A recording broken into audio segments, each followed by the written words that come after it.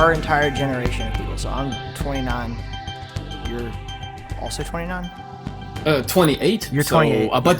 Turning 29 soon in a couple of months. Yeah, but people not like starting families and whatnot. Like, you know, and I feel like a lot of people say like, oh, we can't, or it's, you know, this generation or into this, you know, how could I have a kid in this world and all that kind of stuff. Like, who can buy a house? What do you think of that? How does that resonate with you? You know, man, I actually try not to worry about it too much, and what I'm trying to do is basically just trying to. For me, I realized that the previous generation, of course, had a different time, and comparing yourselves to them is also not really. I think our time as a generation right now, it is unique as it is right now, and I understand that we always compare things with something and stuff, but and I know that notion. I know that the houses are expensive and the family is all difficult and stuff. And again, they're comparing it to previous generation. Like, oh, look, like even our fathers would like, and I don't know how old was your family. Do you know when they had you? Like, I think my parents were around 24, 25 when I was born. But my dad already had 2 kids before I was born too, so he started early. he was just like a machine gun, just like that old Temptation song, like Papa was a Rolling Stone kind of thing. But and then he had 2 more after me too, so yeah, he just kept on going. And I can't tell you, to be honest, if I even know all of my brothers and sisters from my dad. So you see, and your mom, how old? She was approximately in that same range, right? Yeah, she was 25, and I was her first child.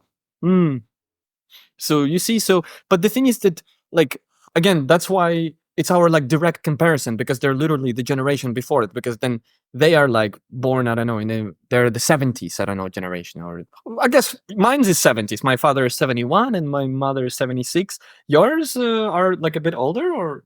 I think 70 and 71. Yeah. Yeah. Dude, like we're like exactly the same. So actually, your father was 24, like when he had you, but of course, you said that he had others. But actually, my father already like was also 24 when he had me. You know, so you see, we compare it to that, but that was like still a very, very different time. I don't know, man. And I wish. I mean, of course, part of me wants to join on the suffering and be like, yeah, it's really hard and really house is expensive, family is expensive, but it doesn't really help me because I still want those things. Like, and it doesn't help me to know that like, oh, the houses are expensive. Like, I'm super aware, and now I'm just like more modest. I don't know, more. I don't know how the generation before did it, but yeah. What do you think? Well, I just think it's interesting. It's like this thing in our head. I recognize that there are differences in economies, and especially where you're from, the economy is a lot different than it was, say, 3-4 years ago. You know, so obviously things change over time. And when I was younger, like when I was like 22, 23, I think I would have said a lot of the same things, like, oh, you know, how could you ever, our generation's just never going to own a house, or our generation's never going to, you know, if I have kids and bring them into this crazy world, like what would it be like, and all that kind of thing. But then I think, you know, because you said just like one generation back, I think about like my great grandparents' generation, which same as yours, were in World War I and II, you know, and they didn't fucking make up excuses not to have kids. Granted, when they came back from the war, the economy went in a different way. They went through the Depression, like the Great Depression in America. Yeah. And then, you know, World War II, when they came back from World War II into like the economy was better in the 1950s and stuff. So it was more reasonable for a person to just be like, yeah, if you work hard, you know, have a pretty good job, you should be able to afford a home and, you know, have a few kids. And everyone kind of subscribed to that idea. But they weren't like the kind of people who made excuses not to do the things they wanted to do. They would think about things like, we're lucky to be alive, and we should work really, really, really hard to get where we want to be. And I feel like young people, I'm talking about people our age, you know, like our direct friends, and in many cases have this cloud over their head, like I'm just never gonna be able to do that, and it's like they just give up.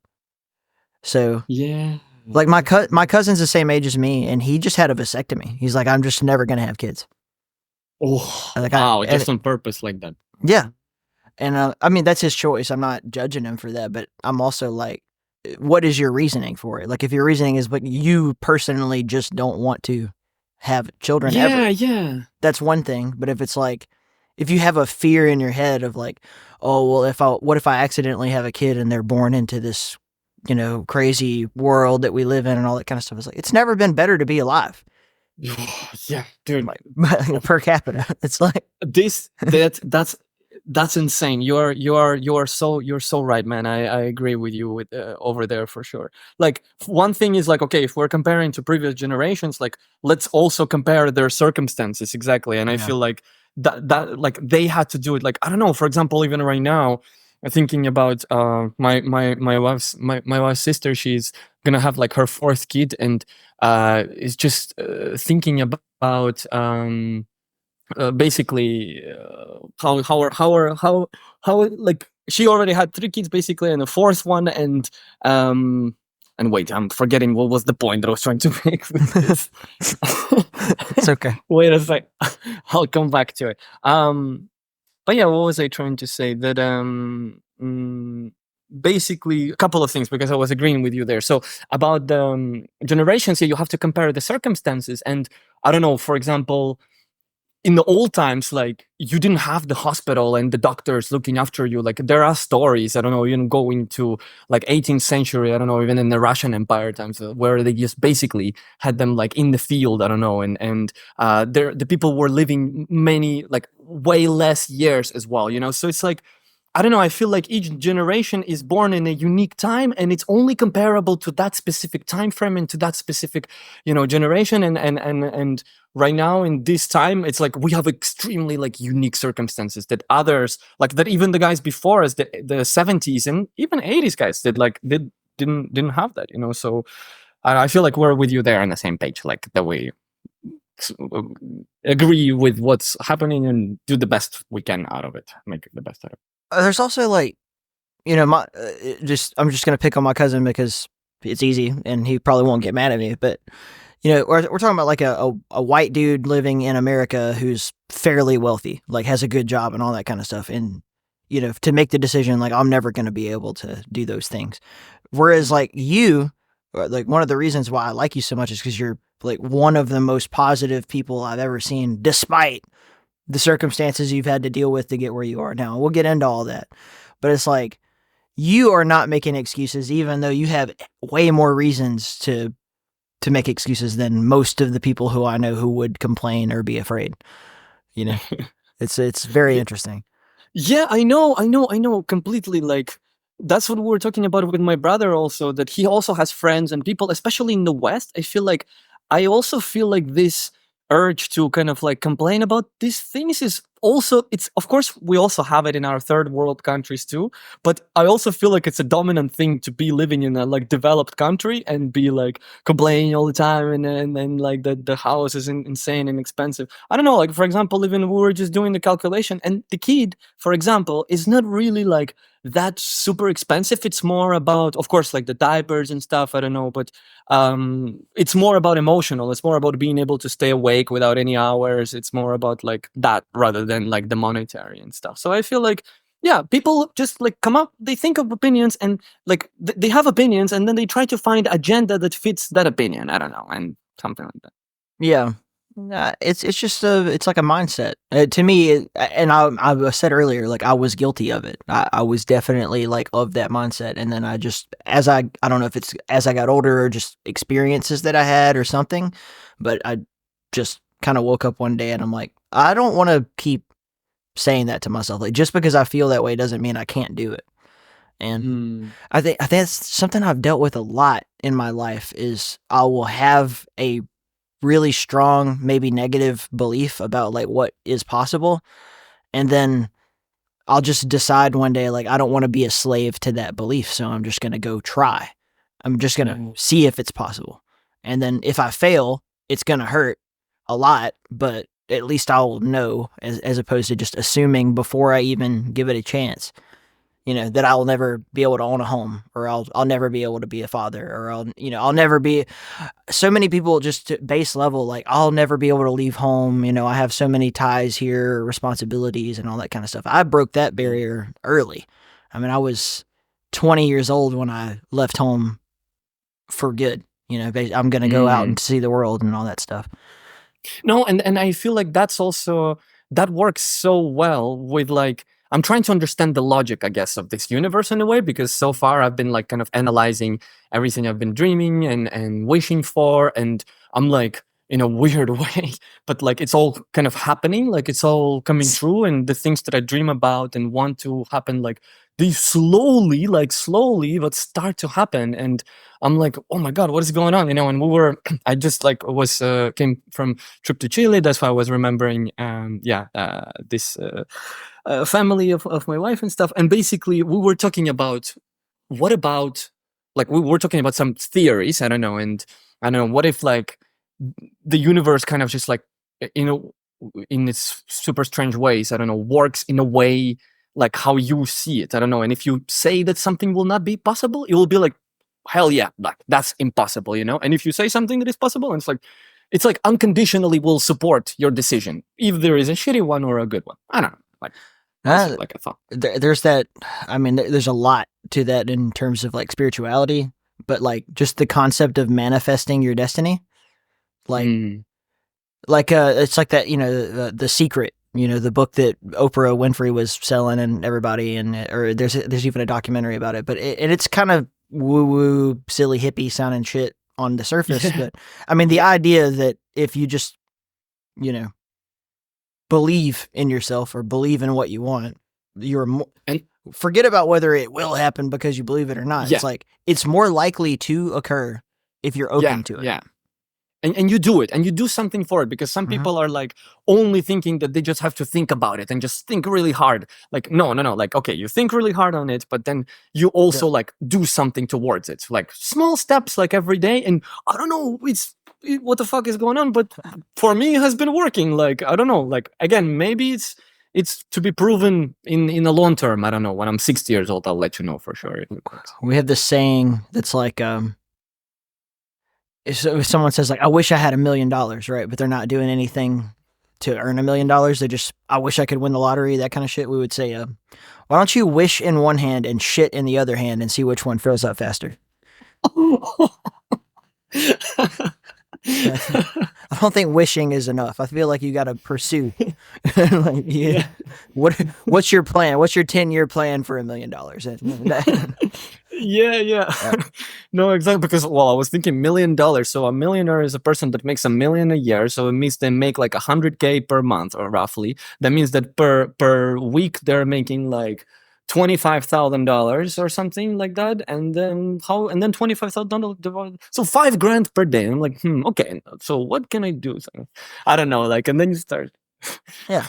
but instead of like, so yeah, I agree with you. Also, we're with you on that same page, and that's what also unites us with you, Tyler. We're like dreamers also, like we have like things we aspire for, and like big things and stuff, but we're also like doers also, because there's dreamers and there's doers, and I'm glad we can be both, and kind of go towards it, and then we fuel like off of each other's. Like, for example, I'm right now fueled up by your success, that like you have made it, and now you're like going to that beautiful life that also I want to arrive to with all the humans. I think all the humans are here to, to have a good time, to live 70. I mean, ultimately, subconsciously, we all just want to be like 70, 80 years old, have a good life, have the family. Like, of course, some people have different things, but ultimately just a good life and stuff. And here you are, and we're the same age, and you're getting there, and that inspires me. And then like that, like we work as a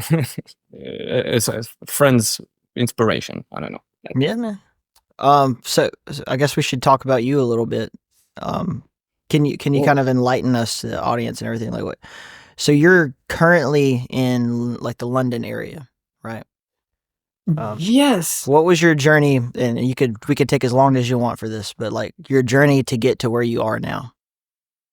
Oh my God, man. It's crazy. Like, if we are talking like, depends also in which aspect. So I don't know, for example, for me to be in, in all of the aspects. Because there is like, for me, I differentiate like four. I feel like kind of not for ultimate happiness, but some of the points for me to be happy are that these 4 points. One is the partnership. Second, not like one, two, three, four, but like in overall, the four things is the partner, the job, the location, and the friends. I feel like your partner, your job, your location where you are, and your friends who you surround yourselves with. Those are like the four fundamentals that like influence your world point of view and how you see things and your perception of stuff. So like to like at this point, I'm finally like arriving to the point where I'm like at all four of these aspects. Like basically some are like super covered and some are like getting covered, and it's like and it's been hell of a drive to come here because yeah, like you mentioned, I'm from Ukraine, so I was born in like in this very small town and stuff, and I didn't even want to do like specifically music. What happened is that it just naturally came, and I think I got. You have to navigate me here. There's too much ground to cover, Tyler. I don't know where Yeah, should I so I mean, you let's just start from the beginning. Like you were born in rural Ukraine, and then you grow up with a working class family, from what I understand, and Yeah. eventually you develop an interest in music. So let's just start from there. Like what, like you originally thought a bunch of other things, but you arrived at I want to be a musician. How did that come about? Hell yeah, yeah, yeah. So it was so the thing is that I grew up like so 1996 in Ukraine is like a very special time because it's like I'm kind of like a first post-Soviet Union generation, like truly post-Soviet Union, like because I was born like right after it collapsed, and things have changed a lot. Like so before like 91 and then after 91. So basically one big thing that it was a big part of my life is like Western stuff. So like actually in the 2000s, so I was like 96, so I started watching TV, and then like let's say I started to be more conscious in like 2000s, and like in 2000s I saw like lots of American stuff. Like that was a big window, I guess, that opened because Soviet Union like had very strict like you couldn't watch, I don't know, American movies just like that. So a big part of like my inspiration to like come also to like my creative being, I don't know, that I that I am now, is definitely like all of that media like that I was growing up. And then on top of that, my mom, she was a singer like in a choir, very beautiful. She has like a beautiful soprano voice actually. I was also like, I'm also kind of able to sing, so that's like probably from her or something. And then my grandma was like a accordion player, and so an element of like listening, watching American movies, which got me really inspired. Like I don't remember seeing Marvel movies and listening to American music. A lot of it really like I really grew up on like Green Day and like Blink 182 and Limp Bizkit and all of this like System of a Down, all of this stuff that like predominantly came from like US specifically. Um, like that music and all of that, and then and my family's background. And actually, nobody from my family ever pushed me to do music because in fact, in my family, on my father's side, and all the male guys are all militaries, so it's much more expected that you will be doing like a military, profession or something. So that is like what is more respected. Musicians are more like the guy that plays in the park. Like my father, for example, had I don't think had any clue. Also, you can do like sound engineering, and you can be in the studios. You can work post production, pre production. Like no, it's just that dude with the guitar in the park.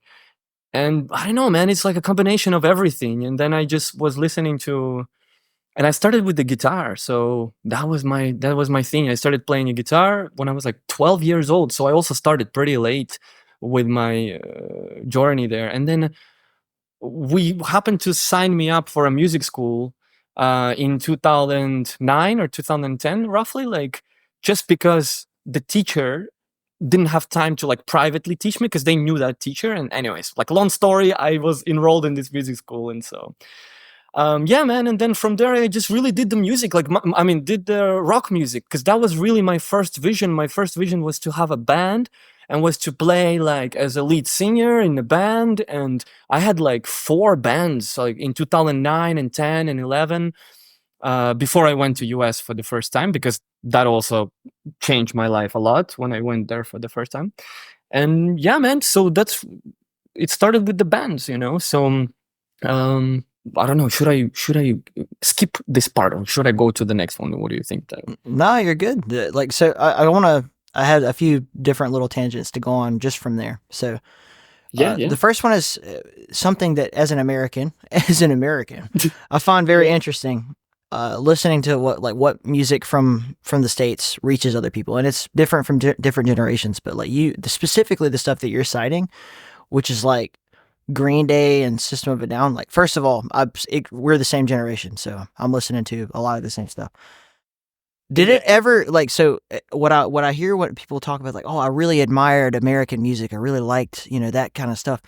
Did it ever click for you when you're hearing these songs that they're talking mad shit about America? Like System of a Down and Green Day specifically, like most of their music is literally like criticizing America, Yeah, that's our crazy, government, man. our way of life, like, and then people hear that abroad, and they're like, America is amazing, and there's part of it, it's like they're allowed to talk about their government and say bad things about them, and no one's shooting them, or what, so many elements to that. That's cool. No, not really, man, because we didn't really care. That's one thing I have to say, that up until this day, I don't really so much pay attention to, is the lyrics, man. For me, because it's so much more. For me, the music is, I like to listen to the guitar rhythm. I like the drum. I like the kick of the drum. I like later, as I started to do more production, I started to notice even more things.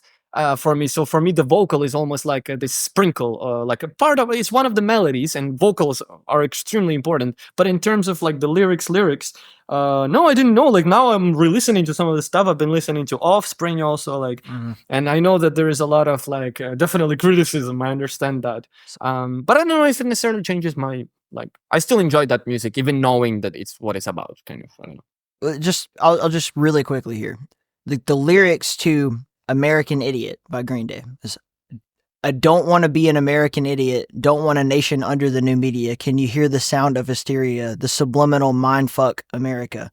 Welcome to a new kind of tension all across the alien nation, where everything isn't meant to be okay.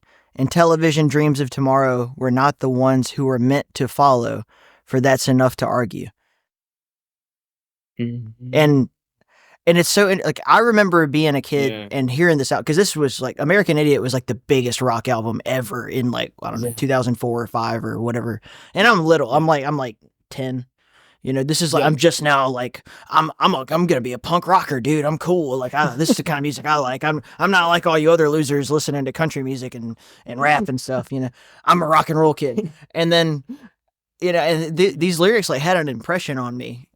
But I think I'm a lot more lyrical. Like, I had that discussion a lot with my wife, because she's really into hip hop, and there's a lot of good stuff there. Don't get me wrong. There's some great. I have a Wu-Tang Clan tattoo on my arm. Like, I love hip hop. I love all kinds of music, but it's really easy to, like, on the surface, like, she'll be listening to something, and she's a lady, and some of the lyrics are like really. It could be interpreted very easily as super misogynistic, like they refer to women as bitches and all this kind of stuff. And I'm like, I get it. It's a cultural thing, and it's also, it's art. But I'm like, how can you, like, in good conscience listen to this man, like, talk about how all hoes is bitches and pouring, wine down your butt crack and, exploiting women in the club and being a literal pimp and a drug pusher. Yeah. And she's just like, I don't know. I don't pay attention to that stuff. It's just a cool song. And then for me, I'm like, I hear every word this person says, and I'm thinking, what do they mean by it? And so that might be a key difference there. But with Green Day, I'm sorry. Yeah. If you had a point to make, that's cool.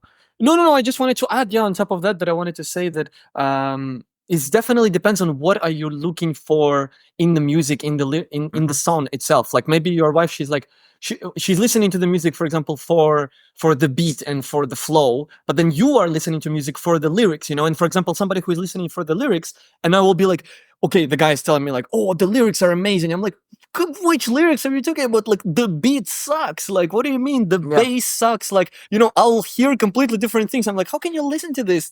Okay, yeah, the lyrics is great, but the track sucks. And then, for example, for you, maybe it's the other way around. You're like, how can you listen to this music? Like, the lyrics suck, So it's all depends on, like, each person looks for, like, their own thing. But I want it all. I want everything about the song. Like, if I'm going to listen to music, if I'm going to pay money for a record, I want every bit of it to be amazing. I want, the 10 out of 10 music. So the lyrics have to be there, the singing's got to be there, and it doesn't have to be like the best singer in the world or whatever, but like it's got to add up to something great. Yeah. I want if you're putting together a rock band, right? I want the best drummer, the best bass player, the best guitar player, the best keyboard player, the best singer, the best lyrics, the best production value, all of it. Wow. You're an ambitious listener for sure. That's insane.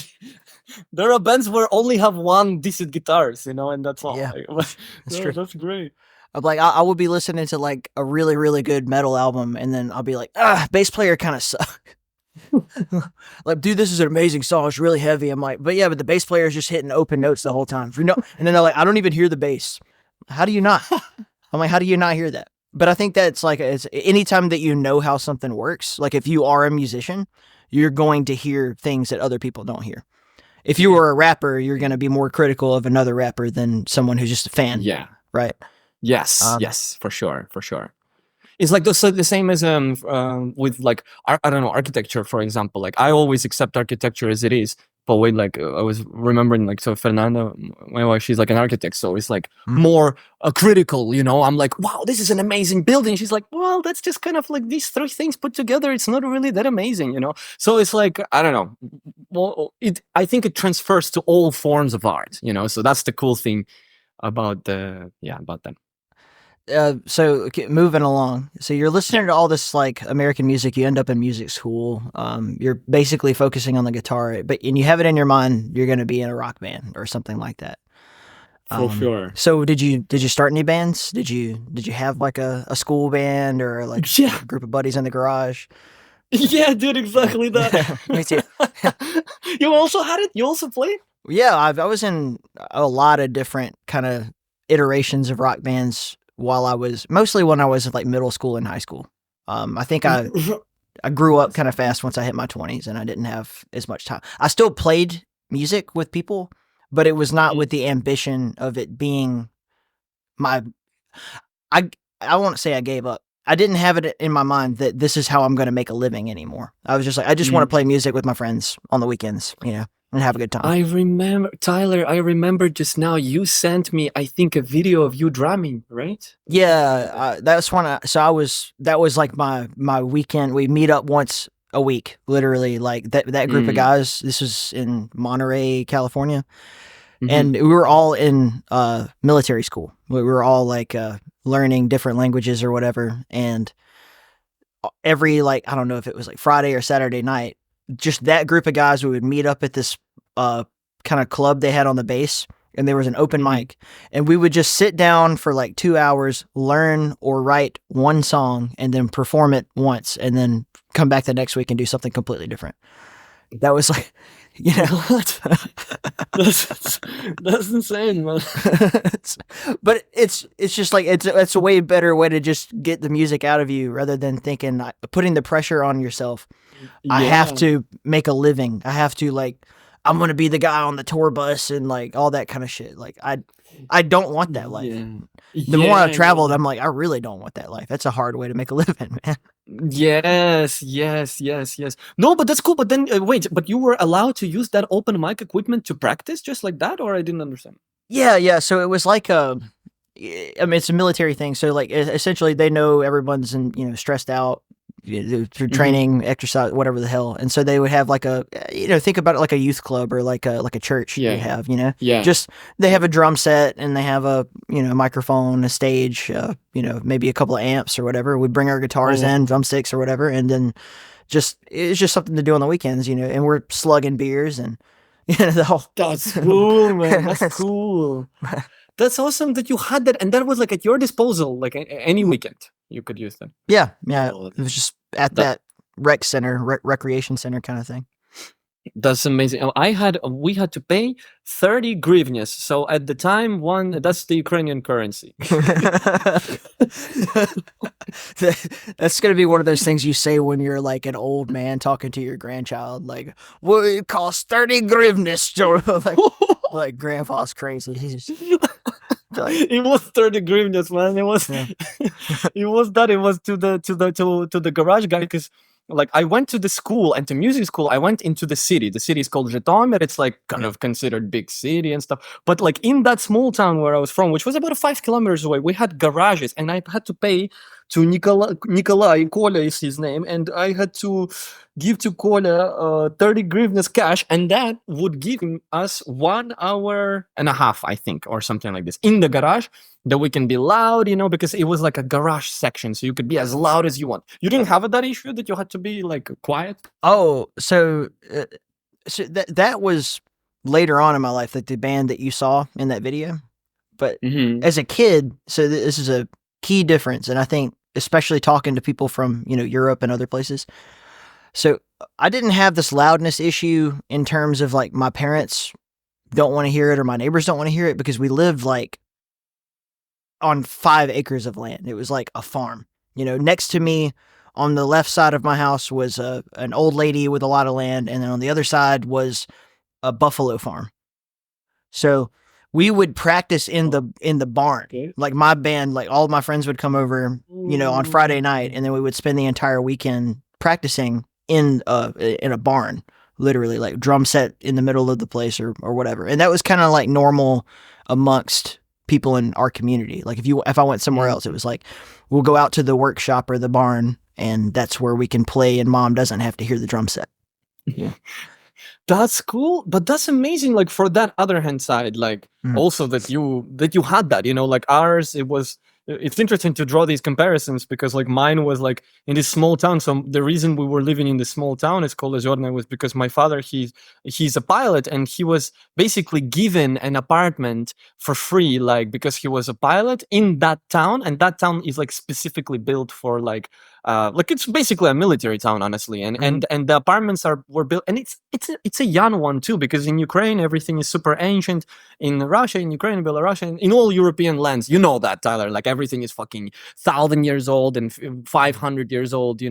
That also what makes all of our relationships so much more complicated. Like, everything is super old and stuff and has lots of history. But my town was just from 1960s, and it was built in Soviet times, and it was always very practical. So it was actually very, very small. So I actually always had to like keep in mind the loudness. And then you on that hand side, like in 2001, I mean, I don't know, 2005, you were in that barn, playing. So that's cool. Yeah, it's just like it's such a weird cultural difference. But we have this other saying that somebody told me, but it's like in America, 100 years is a long time, and Europe, 100 miles is a long way. Right. Okay. So, so like it's so funny. Yeah, like if you're in Denmark, right, and you're in Aalborg, and then you're like, hey, you guys want to go to, I don't know, Copenhagen or whatever, and they're like, oh, all the way to Copenhagen. I'm like, dude, it's like a fucking 3-hour train ride. And in America, we would just get in a pickup truck and make that drive in a day, and then come back home at the end of the day if we really wanted to. It's not that big a deal. But then if you tell an American like, oh, this is a 100-year-old bar, like, wow, 100 years. And then I go to a fucking like Zurich, and it's like, this church was built before Christianity existed.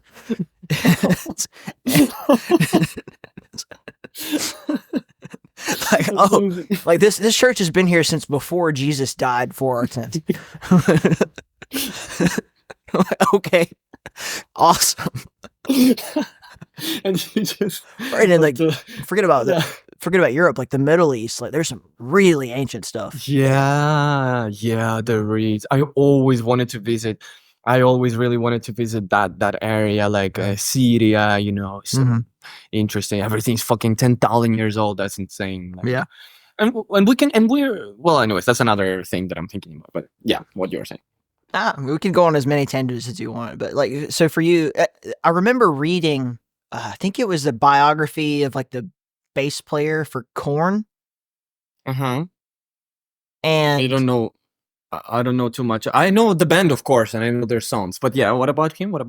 Well, I mean, just he was talking about how like how they would practice and stuff. So they grew up in like California, and not in like rural California, but in the city, like in like Los Angeles, San Francisco. And I would read about these guys, and they were talking same situation as you. Like you'd have to pay money for studio space or a place to practice, you know, and that was a cost you Mhm. had to figure in. And Yeah. I found that really weird first hearing about it. I was like, what? You had to like pay money for time and space to play your music? Like what? You know, there's so many things like that. That just forget about what country you're from. Just like the difference between city life and like living in the country life, and that was one of Yes. them. I'm like, so like you have to pay money to like rent a space every time. So to me, in my head, I'm like, that's like 10 times harder. Like for me, if I Yeah. wanted to play music, it cost me. I need to buy the instrument, and then all right, barrier of entry broken. But Yeah. for you, like you have to put in the extra, and not only if especially the drummer, not only do you have to like have the money to buy the instruments that you need or whatever, but then you also can only practice when you're in the space where the instrument is and you're allowed to play it. And that just Mm. seems so much more difficult. Whoa. Like you have to try so much harder and care so much more than I did.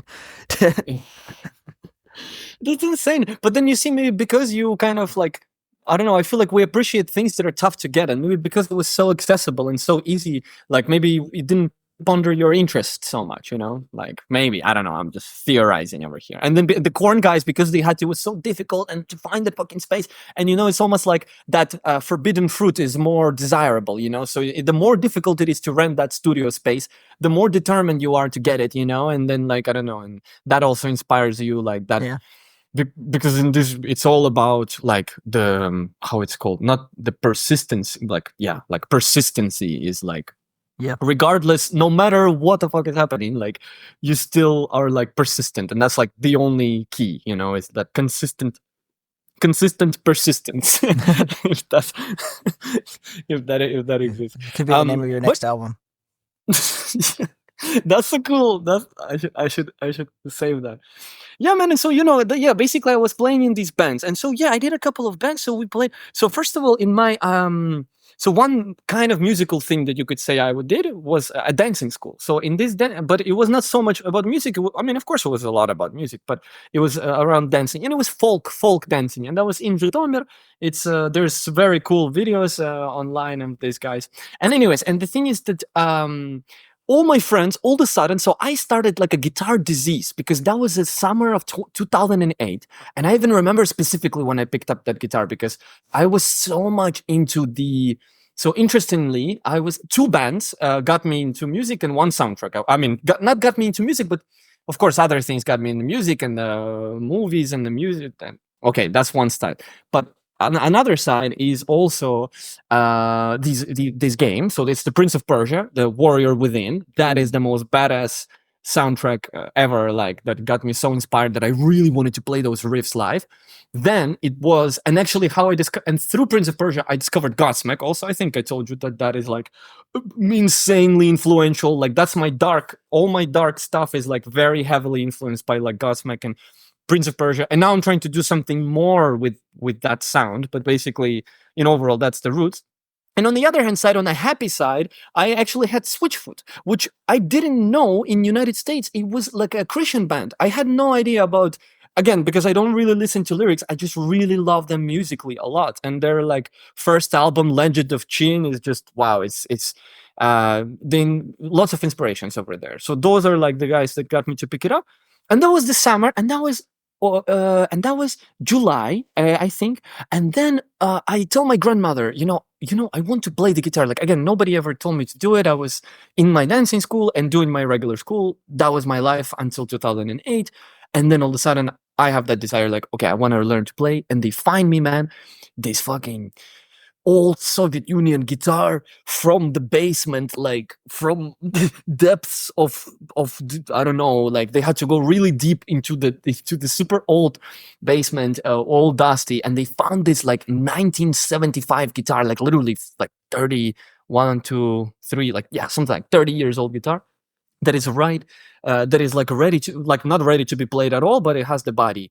And but it was like the riff was really crooked, so kind of also remembering like learning on it was really difficult. It was the first 2 months, and the string was too high up from the action height. It was too high up, and that was, I don't know, like maybe if I gotten a great instrument right away, like it would have been different, and I would have been more insane guitarist. But at the same time, like things happen how they happen, and that was a big part. Like that Soviet guitar, and then everybody in my dancing school also really wanted to learn to play guitar because they learned that I started to play, and actually they were learning on this Soviet guitar. So I actually had a couple of friends learn on this Soviet guitar, and I still have it somewhere, and we changed it after like 4 months, but yeah, that's one snippet that I remembered Yeah, about that. I think like every group of teenage boys is going to have a percentage that are like, I want to learn how to play the guitar because it's like that's how I'm going to get girls to pay attention to me. Yeah, probably also. Yeah, there's a big part of it. It was like I remember, there was the same, kind of age group. There's just this explosion of people who all guys that want to play the guitar.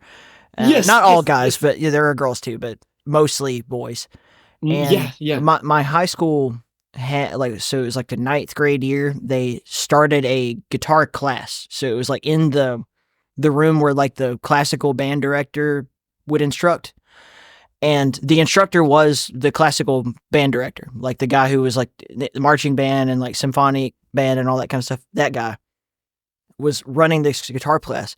The thing is, he was like a cornet player, like which is like a trumpet, but he did not know how to play the guitar. He literally could not play the guitar. It was hilarious. Like he could like pick one up and like, fuck her, like, oh, this is a G chord, like, but he couldn't really play. And so it was like me and my friend Brett, and then like, I don't know, 30 other guys who didn't know how to play guitar. But Brett and I had both been playing for several years at that point. And so we basically just took over this dude's class. Like we just, instead of him teaching, we just started like, look, why don't you go fucking do what you really want to be doing? And like, that's planning the marching band's next football game or whatever. And we will just teach everyone here how to play the guitar. I love it. So it was basically like a free, like a hour and a half every day that we just were all basically jamming and, showing each other how to play different licks. That was another thing. And I'm curious how it was for you, because maybe you had a bit more classical training, but we didn't learn how to play like by reading music. We learned how to play by like memorizing songs. Like you'd hear like Metallica and you'd like maybe read the tabs or watch a YouTube video if you had access to that. And then we would just like recreate what we heard over and over and over again in many different aspects. And then like sort of subliminally learned how the guitar worked by doing that. Wow, man, that's very, very natural, I would say, and like sincerely, I don't know, passionate way to learn an instrument, man. That's cool. Like that's cool that but then you didn't yet know how to play it, but you were kind of figuring out with the class altogether, right? I already knew how to play guitar at this point. Like I think I started when I was 11 or 12, and by this time I was like 14 or 15. So I had a couple of years under my belt as a guitar player. Thank you for listening to In the Keep. Please consider taking a moment to leave a review, comment, a like, and subscribe on your listening platform of choice. It really helps, and it's greatly appreciated. If you really love the show and want to see it grow, consider supporting us via Patreon. Supporters get episodes early, exclusive content and updates, chances to ask questions to guests, access to In the Keep's video games, and whatever else I can do for you. Every little bit helps. This podcast directly supports my ability to do what I love the most and to take care of my growing family. You can find links to everything that I'm talking about here over at inthekeep.com. Thank you, bless you, and enjoy the show. But I learned by, learning songs and then just recreating that, and to the point where I'm like, oh, I kind of know what I'm doing now. And then, people learn in different ways. Like, I think I'm more autodidact, where I do better when I teach myself how to do something through repetition than I do from like reading the instruction manual or having someone say like, okay, and here's the sheet music. I did do that too, but it was like trumpet, and I hated playing the trumpet so much. What? Hated That's it. crazy. I didn't know that. I'm finding out some new facts here. You also play the trumpet. You have some musical, some in some universe, if there exists multiple universes, Yeah. in one of them, you became a trumpet star, Like, I don't know. I wanted Or to a be guitar. a bass player more than anything. Like I wanted to be like a bass player in a rock band. And then yeah, Mm, but this interview is not about me. I'm just giving yeah. examples of like different ways people learn. So Cool. Yeah. did you learn the guitar in a more classical sense, or like how did you pick up the instrument? Yeah. So, well, there's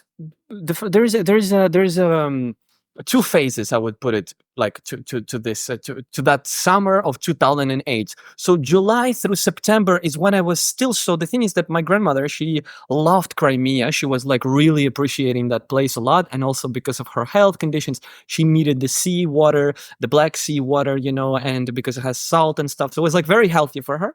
And every summer, dude, like every summer, for the whole summer, she would take me with her to Crimea for like basically the whole summer, basically like June, July, August. And she will save. So she was making money all as she was the had several, like she had one job that she was the in music school, she was the accordionist, and she was teaching accordion, and then she was also in the kindergarten, one of like, so she had like her income streams, and then she was using her pension to just like go to this Crimea, to this trip. And so every summer, me and her and grandfather, so the three of us were traveling to Crimea. And so and basically like that until 2012, man. So like, so that summer of 2008, I was, of course, in Crimea. That was the different thing, is that every summer we could go to a different place in Crimea. So I'm like pretty familiar with Crimea and overall, and like that place, because I've been in many cities. And so it was in Feodosia, I remember that, which is like a city on the east. Okay, doesn't matter. And then for 2 months while I was there, I wasn't still home. I was just learning through guitar tabs, and I remember that like I learned. Switchfoot song, let your love be stronger, which is like a very very like emotional song. And then I learned which other one, and then of course I was learning the Prince of Persia riffs also. Like I Mm. really wanted to play them, and I learned about drop D. And then when my family saw that I'm actually like persistent with it, because the thing is that the instrument was really, really difficult to play. And then I was like 3 hours a day, like practicing by myself, like just so I was so super curious about it. And I'm just like playing the guitar tabs. Then they were like, hey, in Zhytomyr, which is like back in the north of Ukraine, we know a great guitarist who is a great guitarist, because he was a student of, he's my mother's student in college that grew up to like something, like some connection from those times. And then he could teach me how to play properly, and like how to actually teach me in the classical way. So, and then he told me, dude, I cannot do private lessons for you because I'm too busy. And he said to my mom that I should be enrolled in the music school instead. So actually, there wasn't the plan that I'm in the music school. It was like, it had to happen because that was the only way I could have this teacher. So I actually consider myself very lucky, because this guy, he's really, really good. And he gave me like a very good, like classical guitar and jazz guitar, like basis and fundamentals, like the 3 years, like basically 2 years, like that I've been like with him studying. So that was my curve, learning the classical, like all of this sheet music, all of that, music theory and solfeggio. That was really the only time that I had like a formal music education, was those Yeah. 2 years. So that's where and I'm actually grateful for it, man, because I agree completely that you don't really need, for example, all this classical stuff to play, because anyways you're there to like, because when he asked me what do I want to play, of course I want to play fucking hard rock and alternative rock, and I want to play that. I don't want to play this like classical bullshit. Like, I mean, not I'm beautiful music, but like for me as a kid it was like some classical boring shit versus like badass riffs, of AC/DC or something. Yep. But I'm like, maybe it's some, I don't know if it's conservative or something, but I do feel like a classical music background like actually really helps, like to later do your cool riffs, do your cool stuff, but like it's good to have as a base. Like I found it a cool experience. Okay, somewhere here I should stop because I'll just keep going. No, it's like it's really interesting, especially to hear it from from your point of view, because there's something about the purity of music that I find people argue about it, and they get really, especially musicians, get really in their own head about it. Where Mm. for me, for the longest time, like, and I did have the classical training that came from playing the trumpet, right? And So being in you've been the for some time. You've been for some time doing that, or for how long? that was from the 6th through 8th grade, so 3 consecutive years of playing the trumpet in like a concert band. Damn, I didn't know. So you also had that classical. Yeah, yeah. So keep going. So you also had that Um, classical background. so I understood how, rudimentarily, like, and I'm talking, I did not pay attention in class. I hated it. Like, I'm telling you, like, I didn't learn a damn thing really, but I understood how like scales worked. Like, this is, this is a treble clef, and this is a bass clef, and this is the A scale, and this is the B Mhm. minor scale, and all that kind of Yeah. shit. Yeah. So even though I did not learn to play the guitar from like reading sheet music or anything like that, I still understood like how music is supposed to sound. Like, it's supposed to, Mhm. when I play this note and then I play another note, okay, well, obviously those don't go together, right? Yeah, yeah. So They say that it's like a very good for actually children, like just to do music, like not because they're gonna be musicians or something, but just for like actually it's like good for your like brain or something, especially when you're a kid, like just to understand the scales and what sounds correct, and it's like the way the music waves they influence. I don't know, it's like they influence your mindset, and it kind of helps, I don't know, to think more clearly that's a sometimes. really beautiful way of looking at it, and there's definitely an aspect of that. But if I'm being completely honest with you, it's like in like Nowheresville, rural Alabama, all people care about is football. Like, college football is the Oh. biggest thing in the world. And the marching band plays at the halftime show of every football game. So it's like a big deal to be in the marching band, and that's like most of the, music program in school is kind of like they start you like when you're in the elementary school. So you're like in the 5th Yeah. grade and you're about to go to middle school. Yeah, The band director comes to the school and like shows everybody instruments and kind of picks people out. Like, you're going to be a drummer, you're going to be a trumpet player, you're going to be a French horn player, you're going to be a tuba. Nobody wants to be the fat kid with the tuba, right? But or and it's all the girls are like, I want to play the flute and I want to play the clarinet and the oboe, and it progresses from there. There were no stringed instruments. I remember like there's no violin in a marching band or concert band. All right. Yeah. Which was a little bit a letdown, because I think that's what I would have gravitated towards, is like string. Like, maybe I could have been a cello player since I wanted to be a bass player, and that would have been more applicable to my pursuit. But yeah, so I ended up getting, the trumpet, which was, I wanted to be a drummer at least. So like that would be, at least that's in a rock band. I know.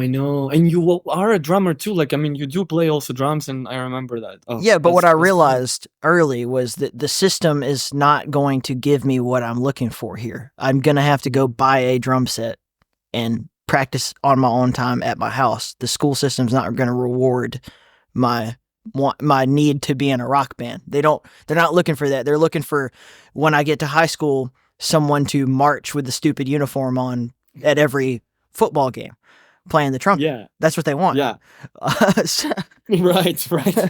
By the time I got to high school, I was just, it was like if you want to be in the band at all, no matter what instrument you play, you have to be in the marching band. And that meant a lot of commitment. Like, every summer you have to practice with the marching band, and all these weekends are taken up, instead of, being out partying with the boys. You got to be at the football game, ready to do the halftime show. And I was just like, no, dude, I don't want to spend all my time doing this crap. Dude, I understand you, dude. Like, but that's the thing, that's like what I realized. Yeah, that's the price to pay. Like, yes, you want to say something? No, I'm just laughing.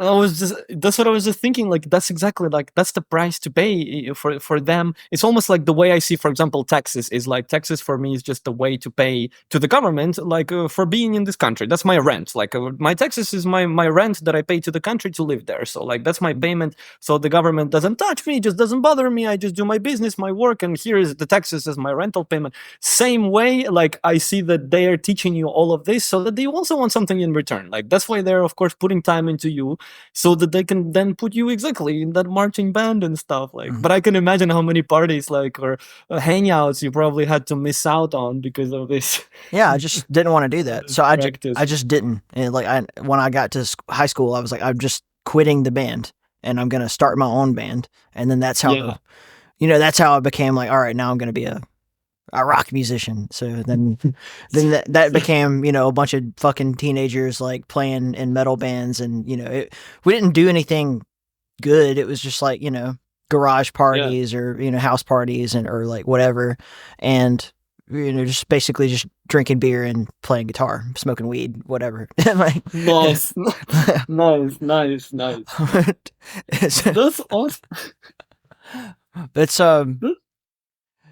so from your end, what kinds of did you guys perform, like your bands? Did you have places to perform, or they're like? So that's where a breaking point. So there was 2 years there from like 2008, then there was 2009, 2010, 2011. Like within those 3 years, I was like playing, and we're trying different things. Like it was me and my friend, the two of us playing, some like me singing, him playing, both of us on guitars. Then we're like us and like somebody else. Then I had some like we shuffled basically a couple of people around. My brother, he's a drummer. My younger brother, he started to learn drums, and we were also with him. So I had a couple of these things. And then the life-changing kind of break, I don't know, not break, but like big life change was when I was in Ukraine and I actually win an exchange program to United States for like to go for 1 year to study in Oregon. I was like in Hillsboro High School. I was for 1 year, and that was 2012 to 2013. And that first of all happened because somebody very important came up in my life. This guy is actually his name is Matthew. He's from Texas, and I'm like forever grateful to that guy because he was a Peace Corps volunteer in Ukraine in 2009. And in 2009, like that summer that I picked up the guitar, it was like a difficult time emotionally because my family was like going through some stuff. And then in 2009, my family like basically divorced. And then it was just me, my mom, and then my two younger brothers. And basically I was, well, in the dancing school, actually, I started to make money. So when you're 15 or 14 or something, so I was like working already, and then I was doing the music and stuff. And then that same time, I met this guy, Matthew. And this guy, I'm like, he's from Dallas. He lives in Dallas. And this guy like changed my life, honestly, man, because yeah, he was like in Ukraine at that year, 2009, 2010. He actually, so I was listening. I told you how like a big part that I grew up on, like this American music and all of this. He actually introduced me like a very big chunk of it. Like if I knew already by that time, I don't know, the Green Day and whatever, and like the System of a Down and I don't know, and Godsmack, Switchfoot, whatever. Like he helped me to like, I got to know like Weezer. I remember I got to know the I don't know 21 Pilots. I didn't listen to them so much, but still like some and a lot.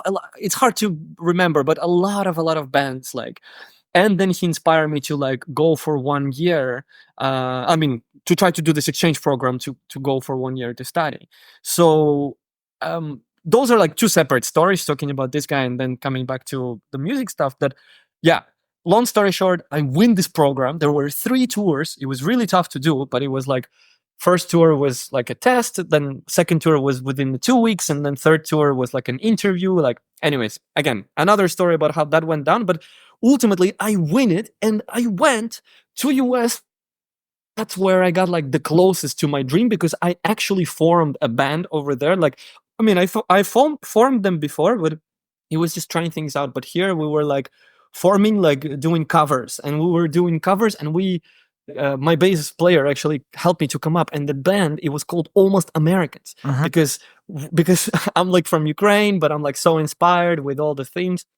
And then he was born in US, but like he's first generation, but he's second, his mother and father are like from Mexico.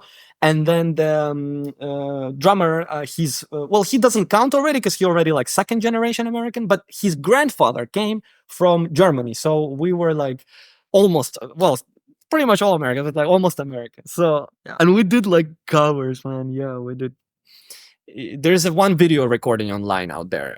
It's a Blink-182 cover, Adam's Son. Yeah. And it's like our very first time. So we did that, like, and that was a big one because, man, at the end of my high school year, we actually did like a solo concert. Like, we're actually, people even paid money, like $10. We were charging people, just because we also had to pay a rent. I remember it was $130 was our rent for the venue, and the venue could fit like, I don't know, 20, maybe 30 people. Like, it wasn't big, it was a small one, but we're able even to make some money. And then we had a 1 hour concert, like all covers, of course, all of those bands I mentioned above. And yeah, like, so that's like a story of that band. Yeah, we would do like a party, or like I don't know. One time we did like a wedding. Like the husband wanted a metal band at his wedding, so we set up like a stage in the garage, and we just played like Metallica, Slayer, that kind of shit the whole night. And we you were on vocals? This band, I was the bass player and the vocalist. I wish there was some recording, man. I would love to see it. That particular band, I think there's one recording of, but it wasn't playing covers. It was like an original song that I wrote. But but it was one of those things where nobody was a particularly great singer, but we could all sing. So it would be like, this song calls for AJ's voice, or this song calls for Tyler's voice, and we would kind of like, so me and the other guitar players would kind of like take turns at the microphone. Yeah. But we just put a shoebox out, and it was just like that. What is that? Just a box where you put shoes. Shoebox, a literal shoebox. Yeah, yeah. We just put it in front of us, and like people would come up and like either throw money in the box or like sneak, because we were all kids, or they'd sneak us a beer or whatever. And I remember eventually, like, I think one of the adults like realized we had like red Solo cups of fucking booze on our amps, and like kicked us out. So no, really? But we kept all the money. It wasn't much. It was, enough to buy another, 12-pack of beer or whatever. That's cool, man. Yeah. That's cool memories. That's very cool. You also remember those. So you also had those cool memories. It's cool to have those memories. I love that. Yeah, I wish I remembered more of it. No. You were too much drinking over there. I definitely burned a lot of 20s. My teenage years and 20s, my up until the last couple of years, maybe, like a lot of it is just a blur. I think it's going to be one of those things when I'm older, and like they're like, what was it like? And I'm going to have a lot of stories, but I'm also going to be like, I wish I remembered more of it. Like there's this great song. I'll send it to you later, but it's by Willie Nelson and Billy Strings playing together, and it's called "California Sober." But there's this lyric in the song where he goes like, "I have years I can't recall, but I'm told I had a ball, or at least somebody did who looked a lot like me." I was told I had a ball. Yeah, a ball is like a party. Yeah. Okay. No, I was told I had a ball. Explain to me. Yeah. I was told I had a ball, and then trying to. Yeah. So I'll slow my English down and try to fix my accent for you. I have years I can't recall, but I'm told I had a ball, or at least somebody did who looked a lot like me. So the idea here is that he spent so many years drunk and fucked up. And then he's like, now he's got, people telling him like, oh yeah, you had so much fun, and he doesn't remember all the fun he had. Right. Okay. Now I understand. Sorry, now it's not cool when you have to explain it. I wish I could understand it. It's okay. Without. Okay, so that's nice. You have really, really good English speaking and comprehension compared to a lot of Eastern Europeans. So, dude, that's all Matthew, man. That's all that guy that when I was 13 years old, like he actually gave me a chance to like pick up on the accent and stuff, and he later visited, like, anyway. So yeah, man. So then this band actually. So even though I left US that year and then kind of came back to Ukraine, to Kiev, and that's actually where we are going into the switch from guitarist to production of music. There was a switch there right after that.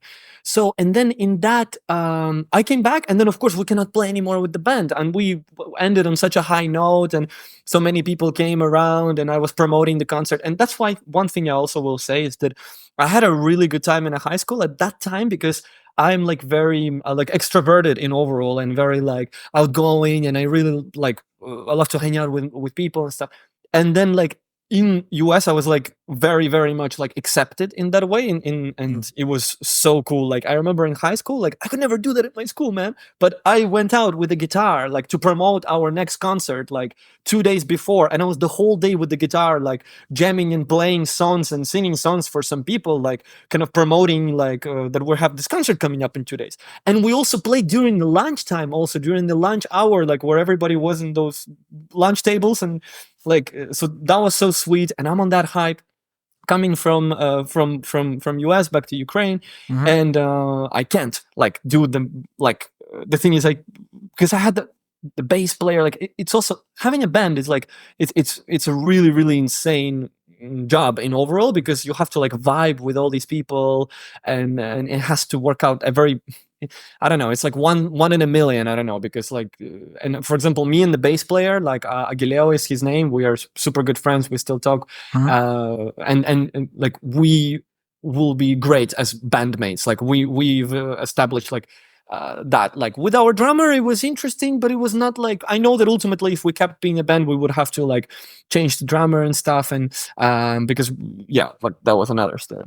But yeah, I couldn't do it, man. And so, but I still wanted to do. And then also, I was in a jazz band. I also forgot to say that same year. So I was on this hype of music, and then I come back, and now it's choice for me. Now it's insane, because I come back from US, and now it's time to make a university choice. Hold on, hold on. And Before we get to that, I have a couple of questions I wanted to ask about like the okay. foreign exchange, experience. Yes, ask me. Yeah, ask me. So one is, what were some things that you had in your mind about what America would be like versus how it really was?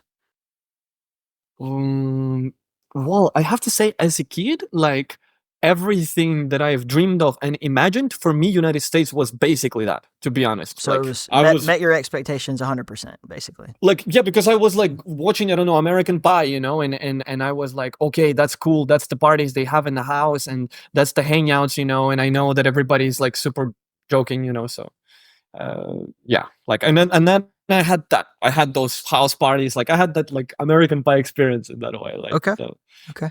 that was for me. So then the second question was,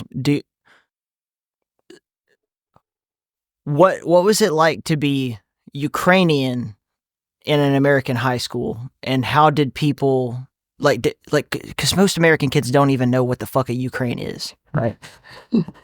Hi, I'm Kyle. I'm from Ukraine. What's that? Is that Right. in Mississippi? Yeah. Dude, I had so much fun with that, because yeah, you're right. Like nobody had any clue. And actually, so before my exchange program began, which was August of 2012, so in July we were in a camp where for 3 days in Ukraine, in Kiev, we had like a preparation for US. And one of the things that they told us was that like if somebody asks you where you're from, you just say like, oh, I am from Ukraine. That is in Eastern Europe, or that's close to Russia. I even remember that like something Close to like, Russia. oh, yeah, Don't say from yeah. Russia. Yeah. Yeah, exactly. And I remember that. And I remember that explanation, like to I don't remember if I actually used it, but that was one of the explanations they gave. And I had so much fun, man, because like literally they had no clue. Like some of the students in school didn't know where it was. And I remember I was pretending that we have horses, and I don't know what is a car. I remember that I was like looking at a car and like, oh my God, like, oh, what is that? Like, I mean, I don't know, just joking with this technological. I'm like, yeah, of course I ride horse to my school, like in Ukraine. Yeah, like I go on the horse, and they were like, didn't understand if I was joking or not. Like I was like, no, come on, like we've got also the same things. Yeah. We also have the computers, and so yeah, that was. But you were asking me how the American guys, like in overall, really good, like super welcoming, super good. I have to say, you're very very warm people, and you make like of like instant like instantly very warm, and it's you. I don't know. That was very cool. I had one problem with like one guy, but it was not. I don't think it had to do because he's from America specifically. It's just like a person thing. Yeah. But we did have like one. He was like joking or something like that on my accent or something like this, and he said like some out of place comment, and then we had some like kind of mini confrontation, you could say. But that was just like the only bad thing I can remember, because pretty much now that I think about it, like mostly I had like very positive, and people accept this enthusiasm, because in Ukraine is like the people always think that like, oh, are you like high or something, or are you like on like, why are you so charged up or something. I'm like, I'm too overwhelming, like I'm too much for some people like from Eastern Europe, like, and because in general they're more like I don't know, serious or quiet. I don't know. It's not really like, I don't always jive with like everybody. Like, but then from US when I first came there, like that was the place where like with everybody, like the school was like 1,000 students or something. Like, and Mhm. I'm pretty sure like more than half of it like knew me by the end of the year, because we all had chance to hang out and stuff. I don't know, something like that. Does it answer? Yeah, no, that's really interesting, man. I mean, the answer is whatever your experience was, right? So, Hmm. um, no, that's so cool. Like just the Mm. idea of.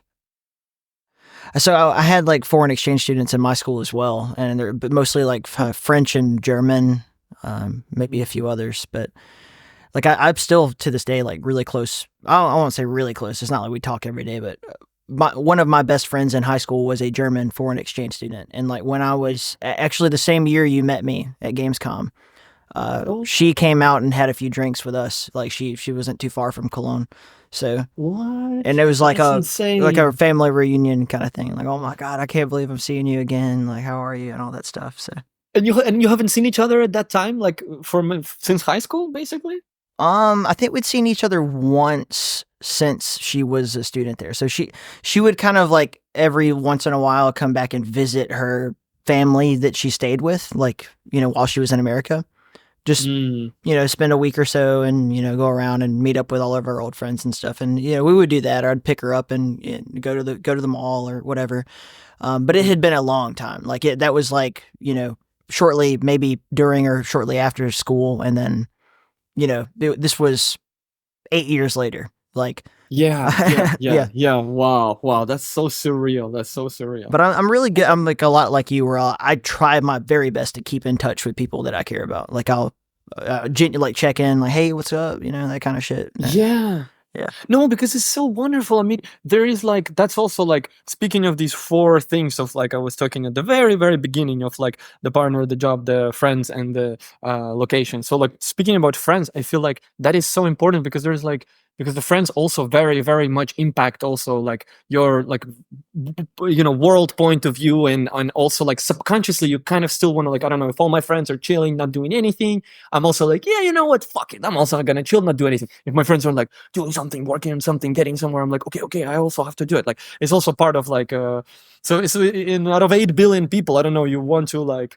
have, I don't know, for who 10 or 20 or 50, I don't know, like, but when you find somebody like meaningful like this, it's really, really beautiful. Like you can identify that, and and you never know like when exactly, like with this German girl, like you never know, like maybe you will have a new phase coming up where, I don't know, you'll be in Germany, and like, I don't know, it's cool. So it's great that you do that also. No, I don't know, that's kind of the point.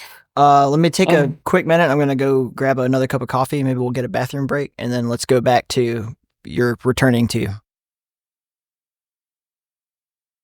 You at this point you've returned from your foreign exchange journey, yeah. and I think you Oh my mentioned god. Kiev, but I'm assuming you were at Yes. home. So Yes. So, dude. So basically, so Kiev is actually relatively close. So Zhytomyr to Kiev is 1.5 hour to travel by car.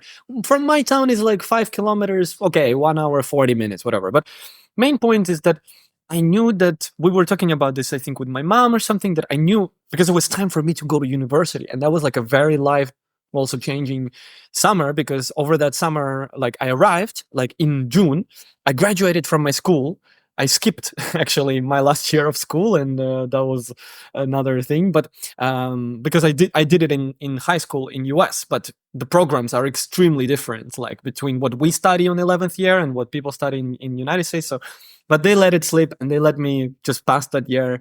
And then I was going to universities in Ukraine. You can apply for 5 universities, and of course, given that I just came with my super band, my Almost Americans, and then also I came with my jazz band experience, and I came like all super charged up that I am going to like do something with the guitar, with the music. So out of 5 universities, man, I applied for 4 universities, like in guitar, like studying guitar. So it was like, and I remember I was preparing a program, and I was playing some like complex classical music stuff, like not super complex, but still not bad, And I have the rhythm, Maybe I don't have I didn't have so much the technicality and stuff. Like I cannot be like shredding like crazy, But I have a good sense of rhythm, and that is like, I guess, one good thing, like that hopefully helped. So yeah, and I wanted to study sound engineering, and then basically in Ukraine you can study for free if you are like if you have super good grades. But because I didn't have a proper year to prepare for my graduation, actually my like I had to do an exam for like an entry exam for university, and the results were like okay, they were not incredible, and because they were okay, I wasn't eligible to study for free. So then it means you have to pay for the university, and then I cannot pay because I'm just having 17 years old.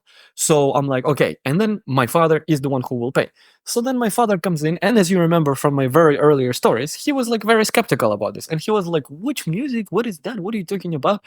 And then just out of curiosity, I like applied for not a like just in case, I don't know. It was also interesting to try something different. I actually applied for languages, like to be a translator, to be like a linguistic guy. And he's like, for that, I'm paying. I'm not paying for this. Like for this, I will pay, because it was the same amount actually to go as a sound engineer into this one pretty good school actually that is like in Ukraine is considered to have some respect, and then this other one which with linguistics. And so he was like, no. And even within that university with linguistics, they had a faculty for music, but then I just remember that a big part of me not actually studying music, and that's why I don't have that, like, was that summer also because like I couldn't afford to pay for it myself, and so I was like kind of had to just choose like what kind of my previous generation thought is better for me. And yeah, man, and so I started to study languages after all of this, after all of this insanity, like with the band, and we were doing open mics, we were playing in the bars, we had our solo concert at the end, we played in high school, like with the jazz band, we also played on stage. I was like, okay, now I'm gonna do something with that. My friend, my bass player, he got inspired to actually study bass guitar, like in LA at the time, and so I was also with that idea, and I go to study languages, man. So I was just studying languages, but then interestingly, while at this, because now this is also an important point where I go into production. At the same time, one of the reasons I went to Kiev was because there was somebody over there, somebody with like a mentor figure vibe, same as Matthew. Like if Matthew was my mentor figure vibe, like from my 13 to like 16, 17, this guy, he became my mentor figure vibe for like from 17 until 20, I would say for like next 2-3 years. Like the next 2 years he will have like a lot of influence over me and over the way that I think and over the way that I do stuff and the way I organize and the way that I live in overall. So like very big one. So this guy, believe it or not, he was like my grandmother's, because I mentioned earlier my grandmother was in a music school, an accordion teacher. So actually this was one of her students. So he was my mother's sister age. So he's 85, like, so he's like basically my generation, but kind of before, like, anyways, we had like 10 years difference. And then he at that time became like a big music producer on like on a Ukrainian TV channel, and that was like 2012 or 13. And at the same time, he started his own music studio because his TV channel needed a music studio to work with, because they were signing a lot of artists, and they needed artists for like Ukraine's Got Talent, The Voice, like all these like American shows, but like Ukrainian version of them. The Voice, we had the talent show. some other ones, and they were signing a lot of artists. And so he was the main producer. So he's like, actually, I decide which music studio this TV channel is working with. So actually, he was super cool because he got like income stream revenues from both of this channel and from this music studio, because he was getting like a lot of zakaz, a lot of orders. Like there was a lot of orders that he was getting, and it was him and his brother, and then he had another assistant. So it was the three of them. So he also like very much inspired me to go to Kiev, and he was like very inspiring figure for me, man, because he was like a musician. He plays accordion because he was my grandmother's student, and then he's in the music, and he's the producer in this super cool TV channel. Everybody knew this TV channel, and he's in the studio. Like he was, oh man, like he was super inspiring also person in that phase. And ultimately, like he helped me discover that like working doing music for games is like something that will bring me a lot of joy. And yeah, and then I can get to how I discovered that, but that's to close that thought, kind of. I don't know. That's interesting. So what year is this that you kind of like make that revelation? 2013. So 2008 I was like, so 96 I was born. 2008 I was 12 years old to pick up the guitar, and then I was like 17 years old. And then because we were talking with him in depth about like about this aspect of like doing a job that you really enjoy, because I feel like in life it's almost like either you make good money but you don't really enjoy this job, or you really enjoy this job but you don't make any money. So it's like, fuck, it's like always one or the other, and that's where he helped me to understand that like doing what you love and making money on it is like the ultimate joy. Like, so that's so fucking cool. And the way he helped me is that he told me like, okay, listen, dude, make a list of like 10 things that you really enjoy in life. And that would be like random stuff. Like, I don't know, walking outside, I don't know, whatever, looking at the skies, like not something ridiculous like sleeping, but like still things that, well, maybe you're sleeping also. But anyways, and then he said, okay, now make like top 5, like top 10, like which are the most favorite. And my like top 5 things were like music, it was video games, it was selling, because I love like also like that part like of sales and working with the other people also. Like then it was like traveling, I love traveling, like, and getting to know people. And then it was like English, because that was a thing for me back then, like to use English was a thing, like so I was like, yeah, I want to speak more English. And then there was something else, and then basically he's like, dude, I'm here looking, and the idea is that your job unites like as many of them as possible. And he's like, dude, if you do like music for games, you're like satisfied on all of those aspects. Like you got your music craving done, you got your sales craving done, you got your like traveling, you got your like, and it really is that, like it really, in a scenario where I am like right now, for example, my current scenario where I'm like full, like right now I'm like full-time working on soundtracks. I'm not even so much doing the sound design, like I'm doing specifically soundtrack music, like and wow, like that's insane. And so I was like 17 when he helped me to come to that understanding. And I went back to United States later, and I was with that thought, man, for like 4 years while I was still doing another job, and I was doing production just like on the side. And I never kind of, it's been 10 years now. No, now I'm 28. So 11 years since I got that like specific job position. And then, yeah, man. And then that's where our agreement was that I was helping him on the studio. And then he was, because like on internet, I helped him translate the website to English. Like I was like a helper basically on this. I would even honestly offer like to like clean the place and stuff, like for the chance to use their studio, to use their equipment. And I was like staying there, man, in the nights. I remember I had like yeah, like I remember many nights that I spent, and then they teach me arrangement and mixing, and like I learned the mixing, mastering, some sound design, like all these skills, like in those 2 years that I lived in Ukraine, in Kiev, like while I was studying linguistics, like, and on the side doing that. So kind of like that. Man. Okay. So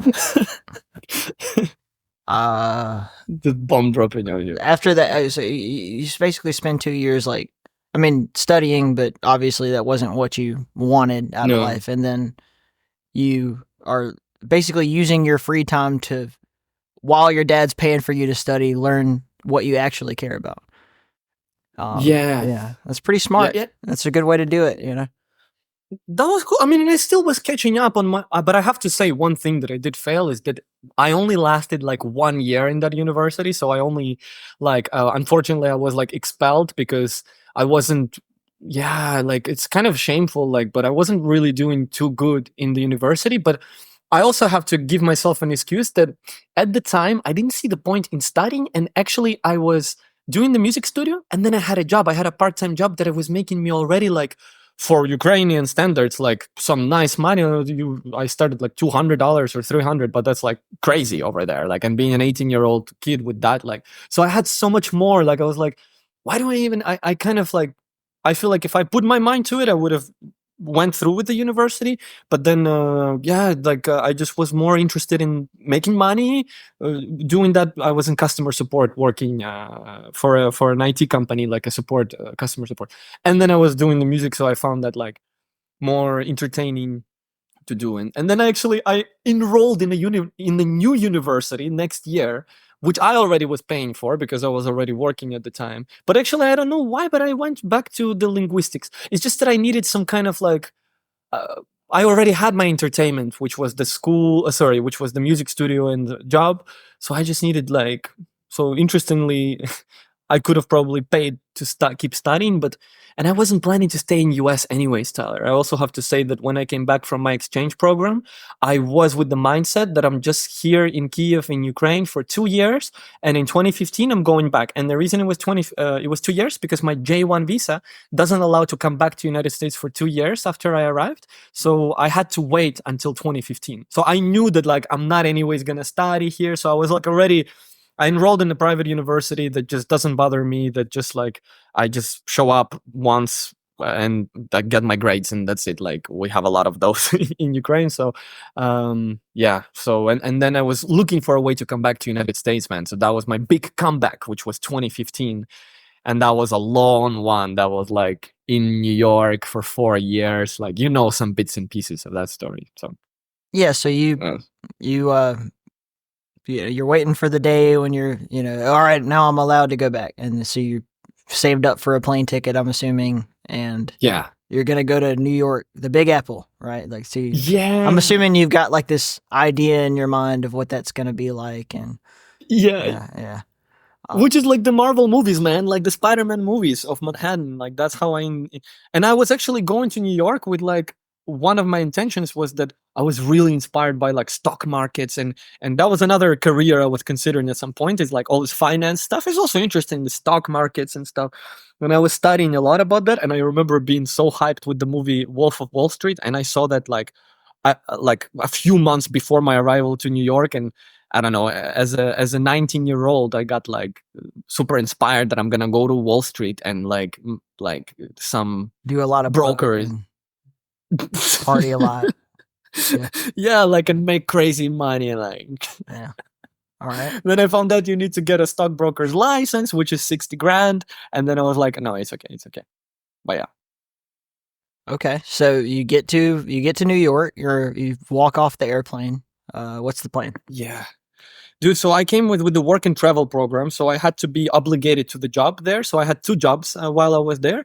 One job was at a campground, which was just like it says activity manager, but I was actually just doing like um well, activity management. I mean, but I was doing all kinds of stuff around the campground, like uh selling tickets, and I don't know, and pool, like cleaning the pool. I remember that. I remember picking up some garbage, like some more physical like stuff. But the thing is that I don't mind to do that kind of work, but the thing is that I'm not really using my brain too much, and I wanted something that I can use my brain, and that's where I researched like another J1 job that happened to be actually in New York, because this one was in upstate New York. So this was like not actually in New York, but it's like 2 hours away. And then I found it, man, and it was this company. Yeah, it was. I don't think they're now existing, but it's called Elementum, and they were doing triptychs photography. And yeah, man, we had some interviews, and they got me on board. And that is basically like a huge gap of my life, because I was basically like working there until like 2019. And I was developing, like I was continuing to go to my dream of like, I want to do music. And now I separated. That was one big difference, because when I left Ukraine in 2015, before going to New York, I was very close with this music studio, Tata Music. It's called Tata Music. It's this guy, my mentor, basically. He Yeah. was so. I actually saw myself at some point that I'll be with them.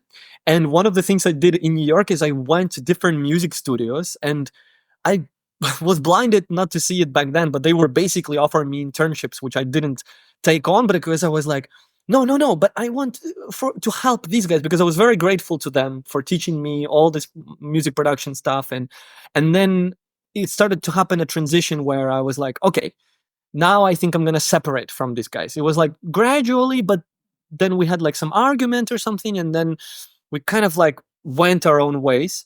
And in 2015, that's where I started to like work. Kind of Kyle Misko was born, in a way, like you could put it that way, as a like brand, like, because right now for me it is like as a brand for like soundtrack stuff. And On that note, and I got to say yes. this real fast. So I was at I was given a speech on like game production in Bratislava, and Yes. yeah, and I'm like, I went up and did my presentation and all that. It was really nice. It was like this. It's called Anime Show, but it's like kind of a all encompassing kind of pop culture festival they have there, and. They invited me. They're like, hey, all the speakers and like certain, people who are here are going to be invited back to the game tent this evening for a party, kind of. And I'm like, cool. I'll be there. So then I went out and had dinner with my friends and everything. And then I come back and I'm at this party, and it was like free fucking Slovak wine, which I don't know if it's that good, but it was at the time enough to get you drunk. So. And I'm just hanging out with all these like, these guys that are like younger, aspiring game devs. Actually, one of them was Boris, who was on the show pretty recently. And they're all like talking to me about like different stuff. And I don't remember how you came up, but I mentioned like, yeah, this guy, you probably never heard of him. He's like a musician named Kyle Misko.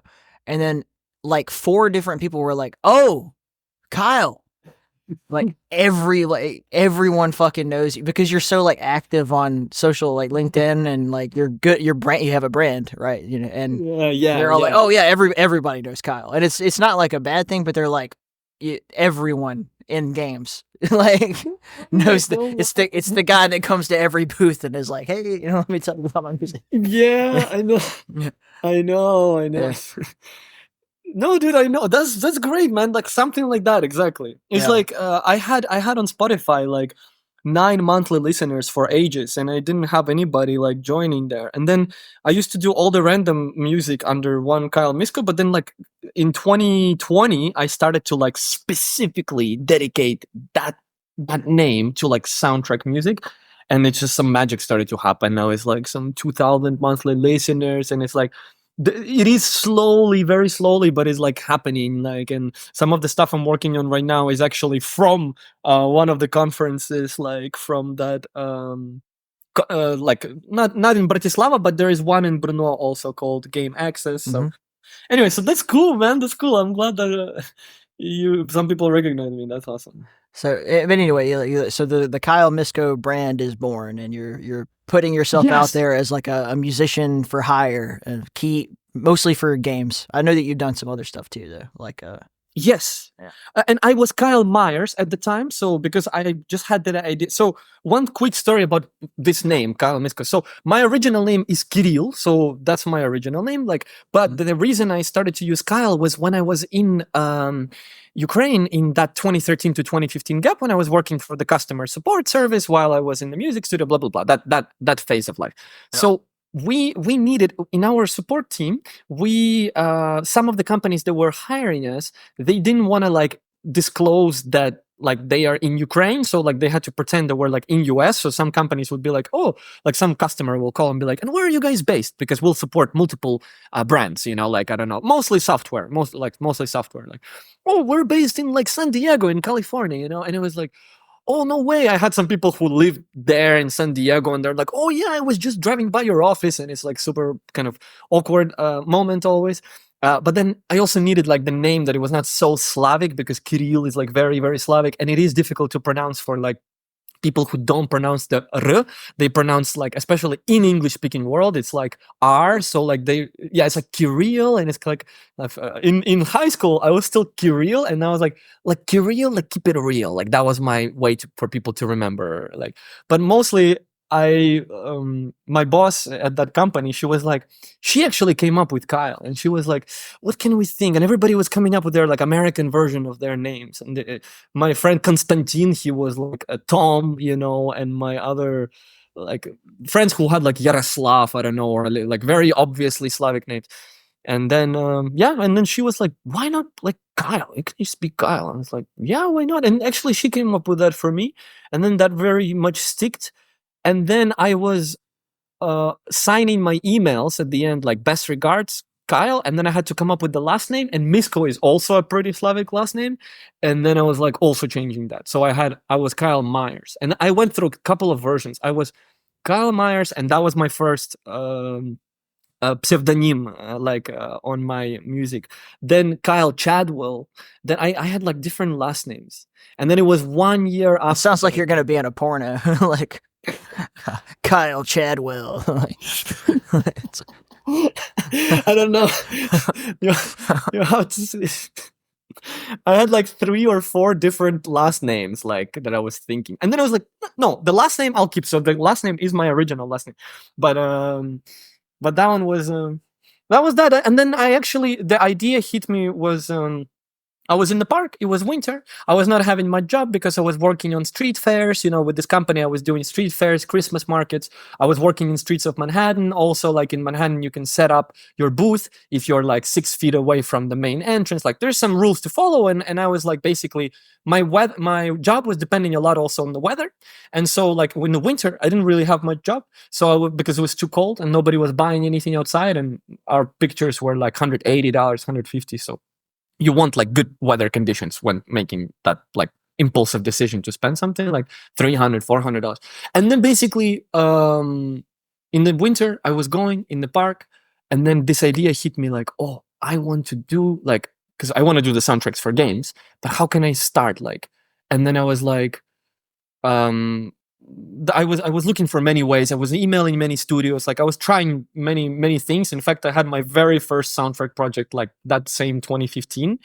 And then I was like with the remakes idea. Oh, I want to revisit like some tracks from games that I love, like which are super underground games that like nobody in US knows, or in UK, like it's us Eastern Europeans like specifically played like I don't know, like Legacy of Kain, Soul Reaver, like I don't think that's like super popular, or like Heroes of Might and Magic, like that is mega popular in Ukraine and like not popular at all. Like I mean, I haven't met so many people.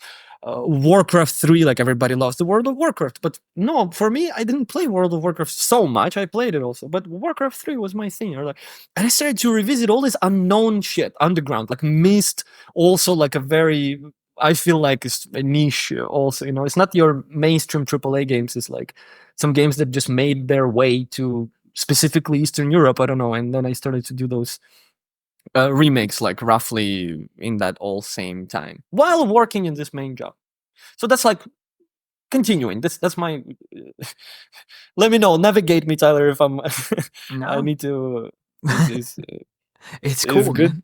Like that's the whole point of this show, is to just like what is your journey? What's your experience like?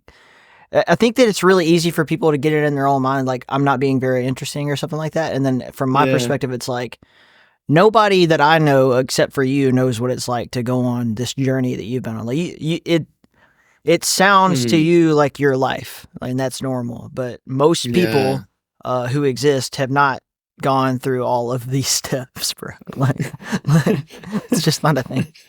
So okay. Thank you. Yeah, because you have to, if anything, feel free to like stop me at any point. And but I definitely do want to like as a conclusion in this podcast to like arrive to this point, because it was definitely a trip. So it was those 3 years, and then that's where I was just doing this remakes of soundtrack. So I was doing the Legacy of Kain. So I started with, I don't know, Legacy of Kain for some reason just resonated with me.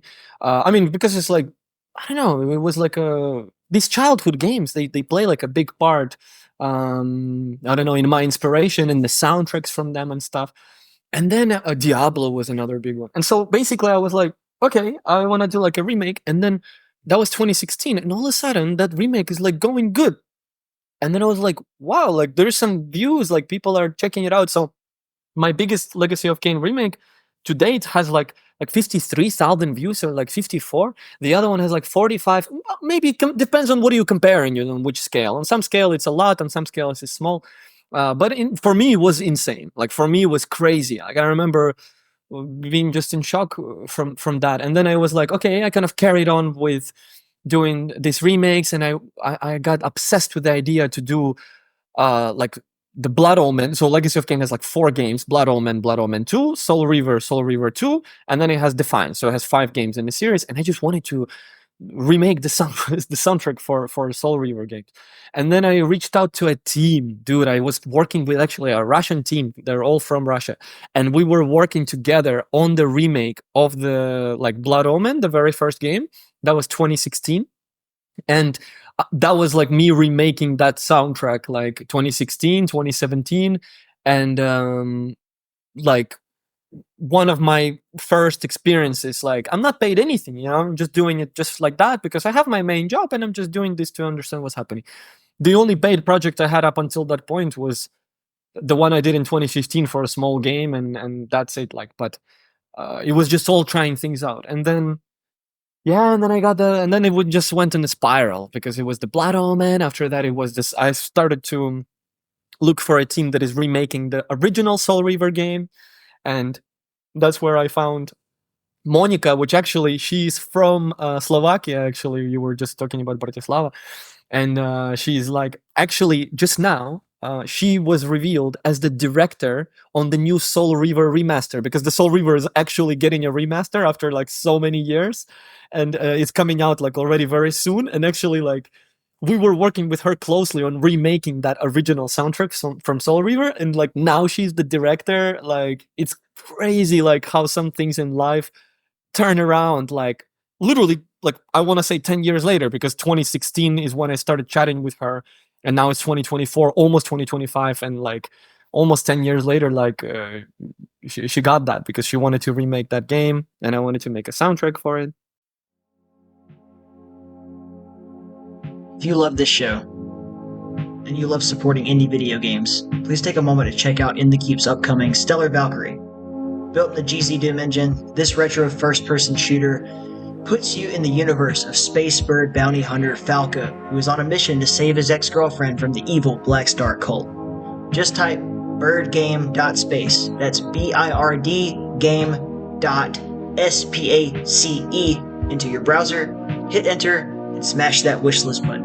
And stay tuned. And now, back to the show.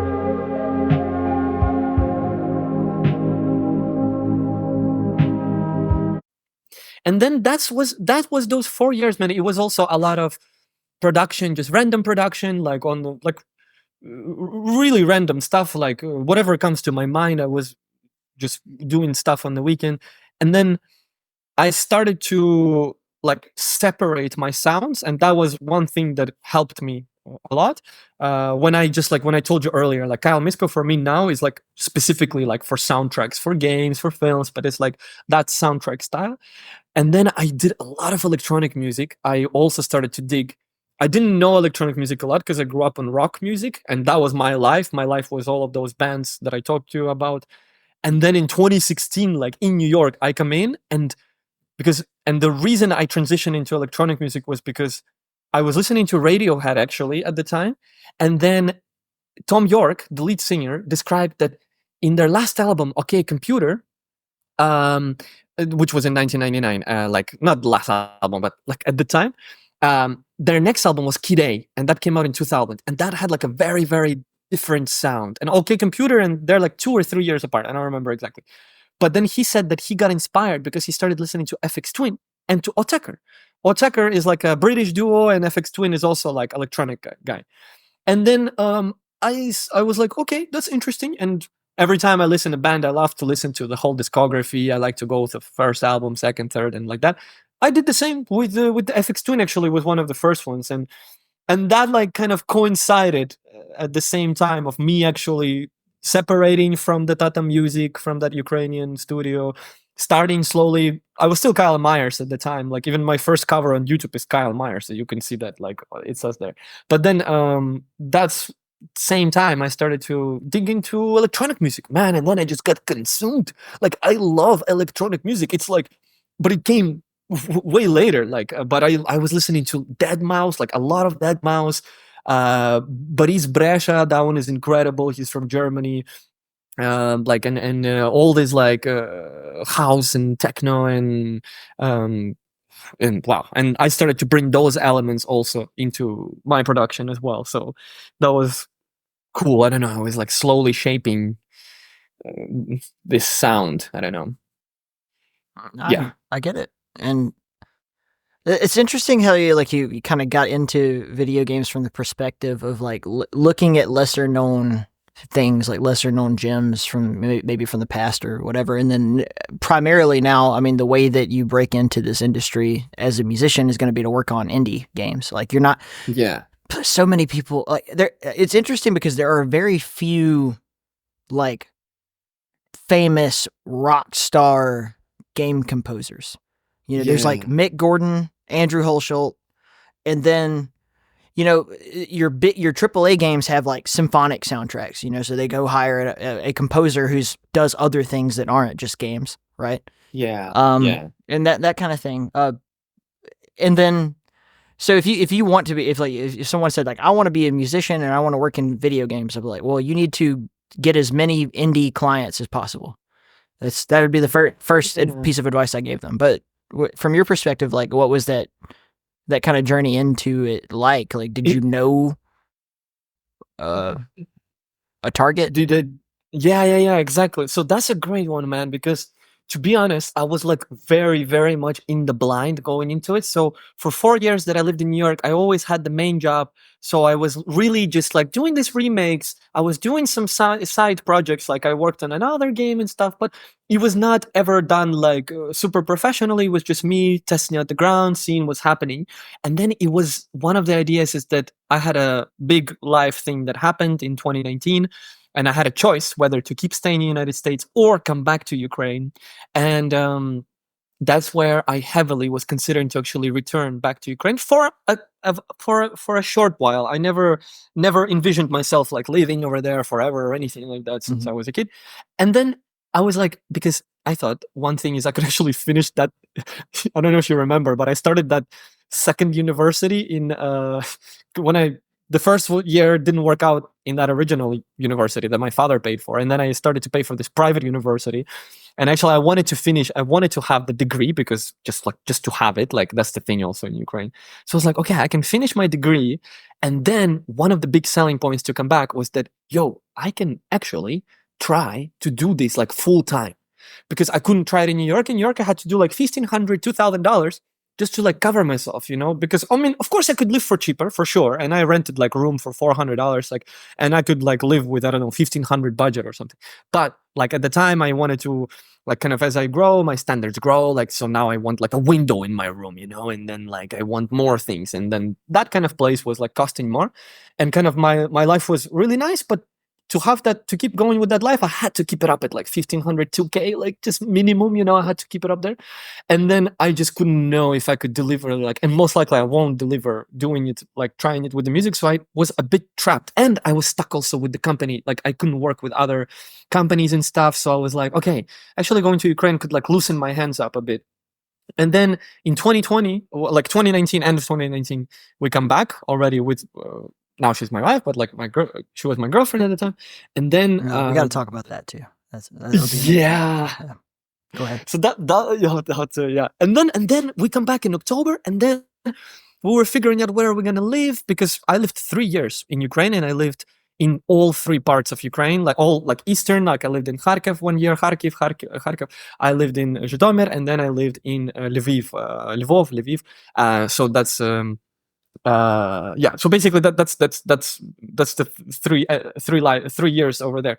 And all of those years, like that was the time that I used to kind of build up something that now I can, like, because now I can live actually, like, for now everything is looking good, and like I can live in London and do it full time, and actually, like, I can't complain. Like, right now it's very good, but it has been like it did take like a lot of fucking trials, man. Like, because I had no clue about anything. Like, I just only loved my old games.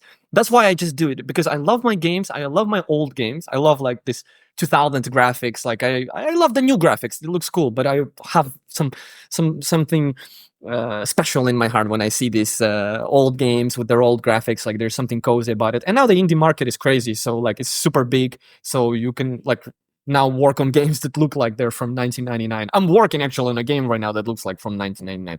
But anyways, Yeah.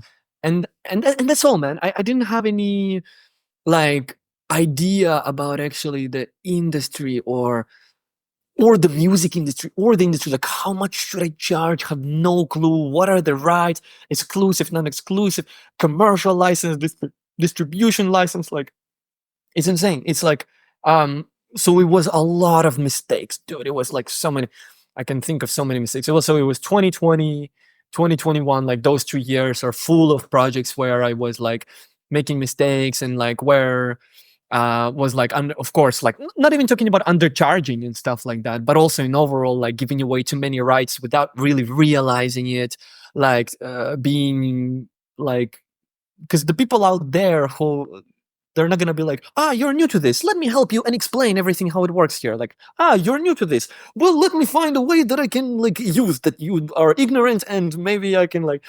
So I had some unfortunate situations where I was like, just some shitty deal, like looked good on the surface, but actually the deal was not so good and stuff, so I had to like, I wouldn't say burn some bridges, but like kind of like in some, yeah, burn some bridges, I guess, to some extent, before I like learned what is, how the industry works. I haven't worked with publishers before. I had no idea about that and the contracts. Like, like already like last year, I had like lawyer consultation. Now I'm like much more aware, but starting out, I was like, not sure, man. And I didn't even know where to find this work anyways. And I was just like, okay, maybe I go to, I was like on Facebook. I remember finding all my first projects on Facebook groups and just like literally adding people to friends and just like, hey, I love that game. Like, maybe I can do some music or something. And also because I was in Ukraine, I didn't have such a super high cost of living. So like, I could actually like pull it out working on it full time. So that was my first dream. Like, can I do it full time? And I remember asking uh my family even, like, actually, and Fernanda was like the only one who truly, not the only one, but she was one of the people who really really supported me in that. But to be honest, my family and my friends were not really like so much supporting that idea. I don't remember much support, to be honest. I don't know. Now, yes, now of course they're like, yeah, yeah, dude, you got it, you're fucking great. Like, but I'm like a little bit also started to, that's where it's so important, the relationships and the friends also and stuff, like, because so important to have somebody there in that moment, like really in that 2020 2021, like really really needed that support and stuff. And especially, of course, COVID was happening for everybody, but another thing in 21, so my mother, she passed away at the end of 2020, and that was like super big drama also to deal with in 2021. So like a lot of my career is also intertwined with like life things I was living at the time also. And yeah, it was like a turbulent journey. I died. Man.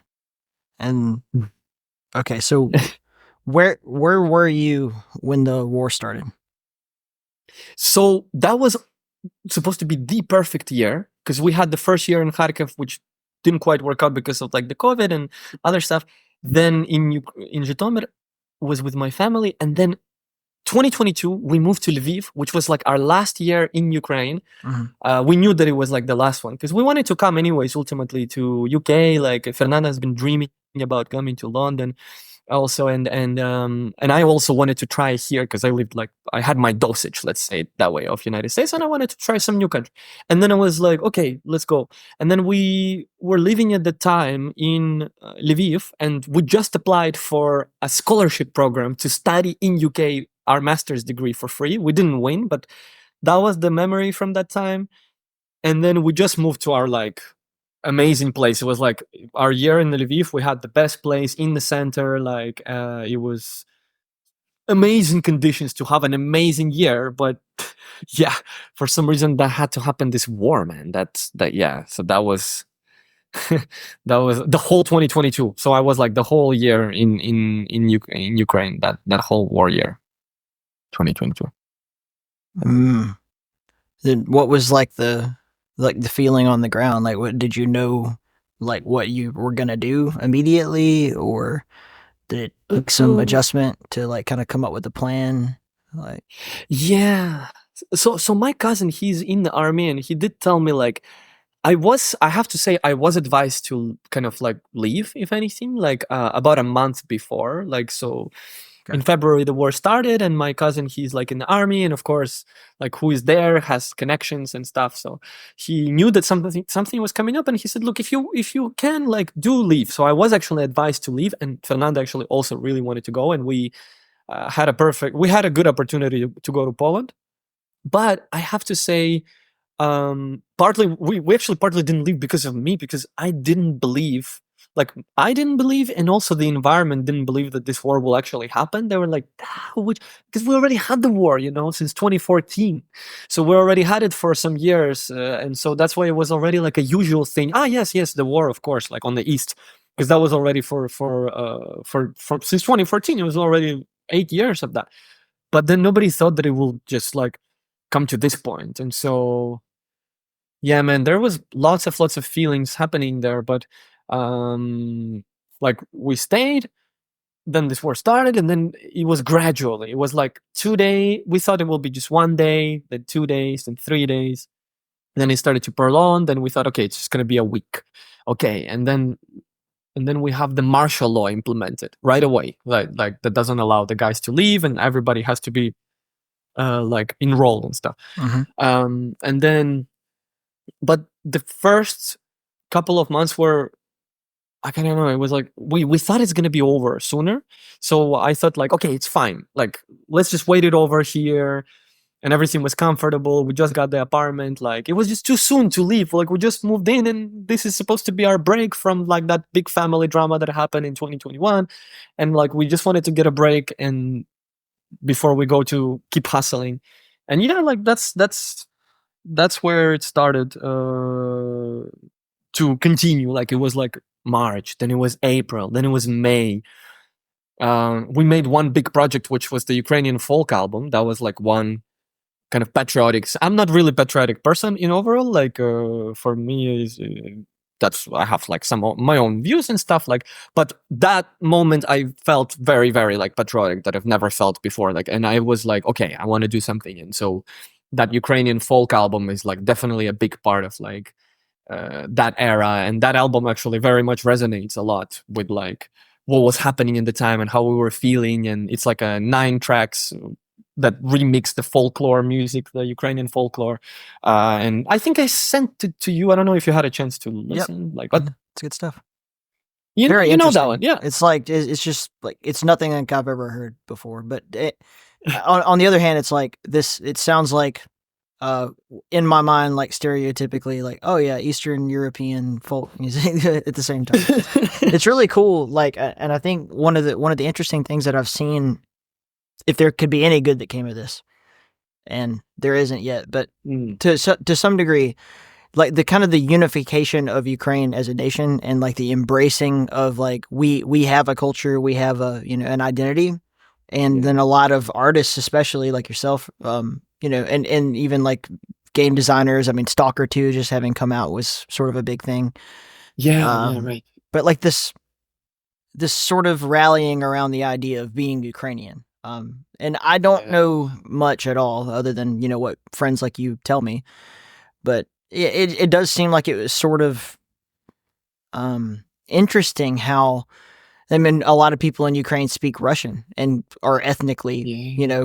Russian. I mean, as you said in the very beginning of this podcast, like you were born kind of right after the fall of the Soviet Union, and Yeah, so yeah, then definitely. then there's I, this like resurgence of people saying, like we're we want to translate games into Ukrainian and all this kind of thing, and whether that's a financially smart decision to make or not, it's just like we want to yeah. preserve what this is.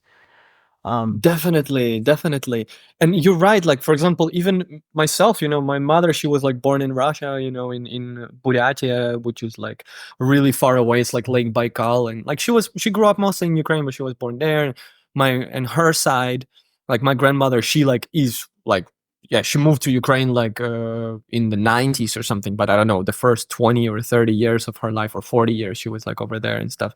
So we do definitely have that a lot of common ties. I had like Russian language in school. Like now it's interesting, like I still speak Russian with my brothers and stuff, but Mhm. they don't know. Like my youngest brother, he doesn't know really how to spell. Like he uses, I mean, because he has autocorrect on the phone, he knows, but he doesn't know really like the grammar of like Russian language. Because like actually I had Russian language in school where I was like learning how to do the sentences and like and stuff. Like now I wouldn't ever imagine having that like that there will be that class, but now but yeah, it's insane, honestly, like that. Yeah, mostly it was like most of not most of Ukraine, but yeah, big part of it was speaking Russian and stuff, so I don't know that if was a this big thing. came up for you in language school, but one of the most interesting things, especially having the benefit of being a native English speaker, is that you can kind of tell a lot about other people's grammar by the way that they Mm. speak English when they learn it. Mm. So, like, Russian grammar, I mean, just since you brought it up, is so like interchangeable. Like, you can move words all around in the sentence and more or less come up with the same meaning. And it's Yeah. not nearly as particular in a lot of cases as English is. So, for the best example that was ever given to me is like my friend who is she's a professor of Russian in Prague, and so she Wow, like that's teaches people insane. Russian, and she was talking about how like in America on computer it come up and it say something like this is Sasha. I hope you're listening to this. Yeah. She's like the computer will say, "Would you like to delete this file?" And she's like, in Russian it say to delete.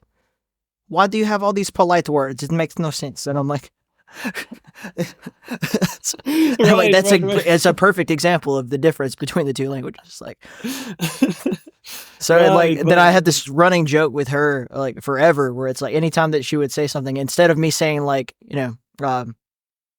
she would explain something to me, and then instead of me saying like, hey, could you explain that to me more thoroughly, I would say to explain. Right. To More elaborate. direct. Yes. Yeah. Just what's the best way to get what I want out of you with the fewest amount of words possible? That's great, man. Very practical, exactly. Yeah.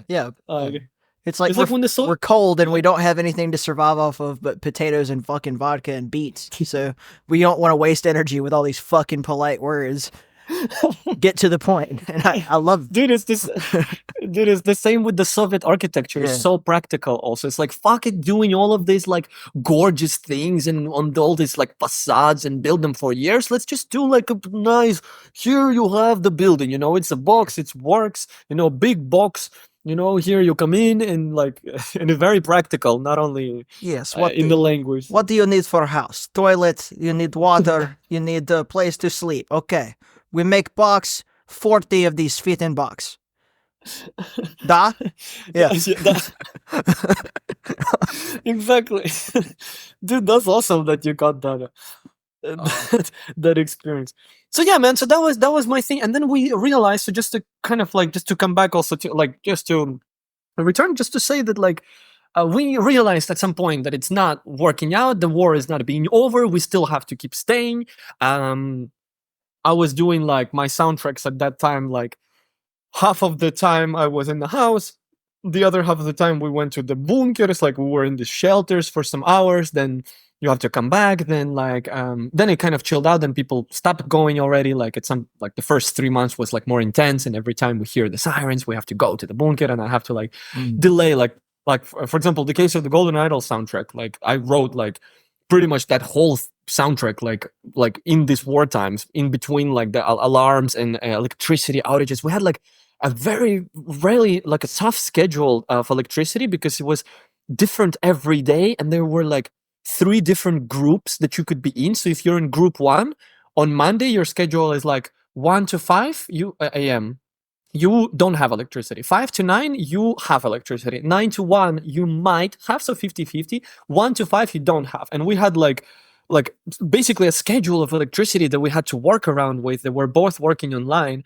And we need, of course, like constant internet and meetings and stuff. So yeah, so it was like pretty like pain in the ass to handle. And also, and then on top of that, the other level of difficulty that added on top is that the Ukrainian guys like started to also enroll like people like on the streets already to the military, because like we don't have enough people, right? Like, because we're just like, we were 40 million population. Then when the war started, like in general, the statistics are like around 8 million people left, like to different countries and stuff. So you have like roughly 30 million people, and then half of them is like the women's and the children's, you know, and the seniors, you know. So you got like 15 million. Then maybe you get some other, like, let's say roughly somewhere roughly like 10 million guys, like you can actually like enroll, you know. And then the Russia, it has like 150 million, you know. So it has like triple the like.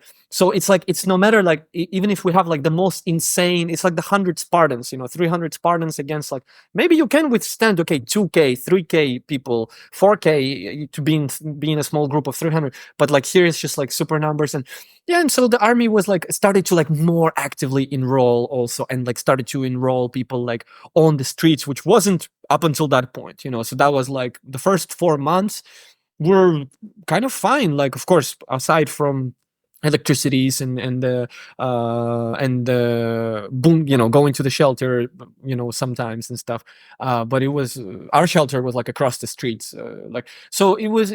Then it started like this thing, and then I was like, and was never well, it's a whole another thing and topic and stuff, but like as I explained, I'm not really like a patriotic, you know, in general, I'm not really like a patriotic. I'm very like selfish person in that way, right? Like I only care for me, for my wife, for my family, for my friends, you know. And then like, and the country for me is like already like it's a, like I almost look at it in a selfish way. For me, the country is like a tool, like that they can like, or like they can help me get there with my goals and stuff. But like, I was not like keen on the idea of like giving my life for the country. Like I understand that a lot of people find it honoring, and I definitely respect people who are that. Like, but that was not like in my case. Like my way was like.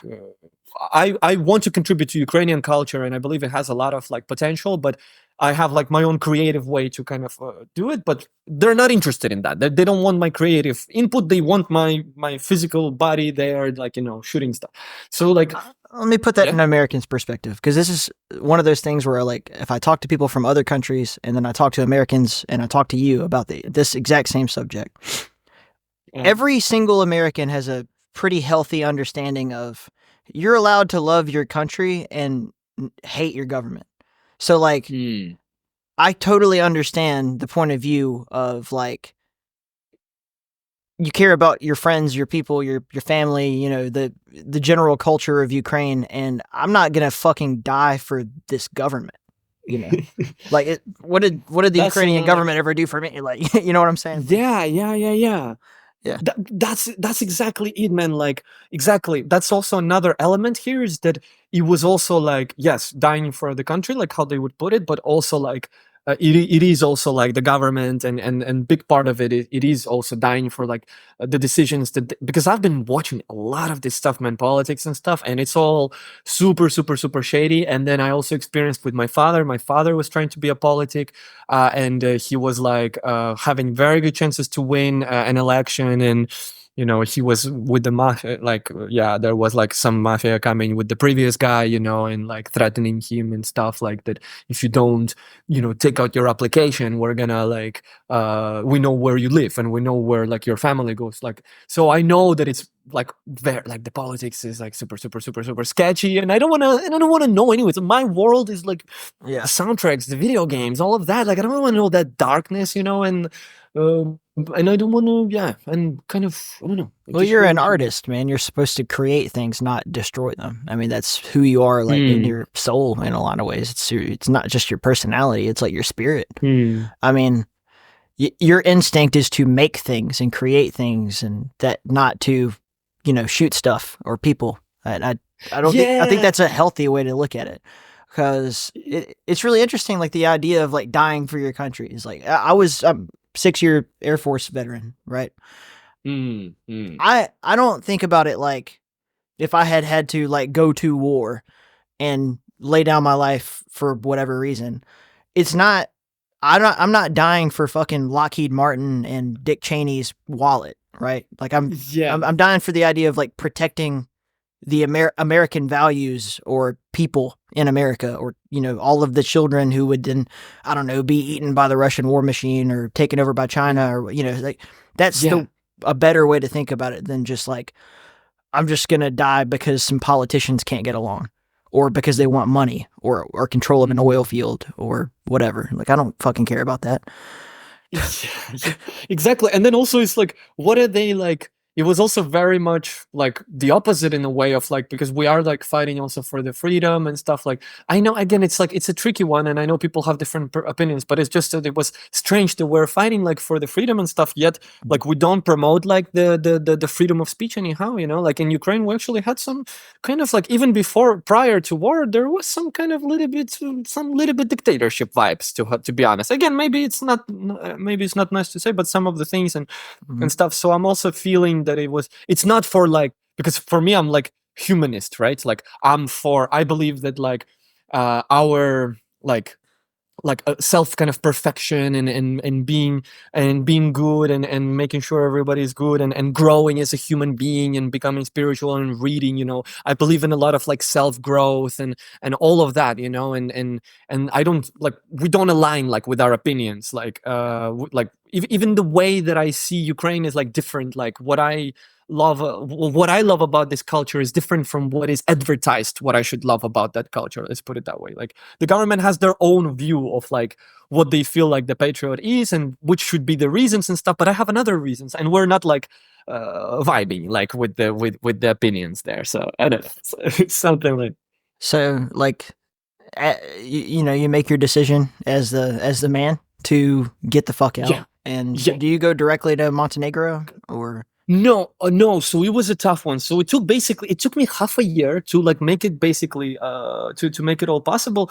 I don't know if I can get into like so super many details, but in general, what happened is that Sure, yeah, let's protect your whatever that human smuggling out of Ukraine route is. Let's not expose it.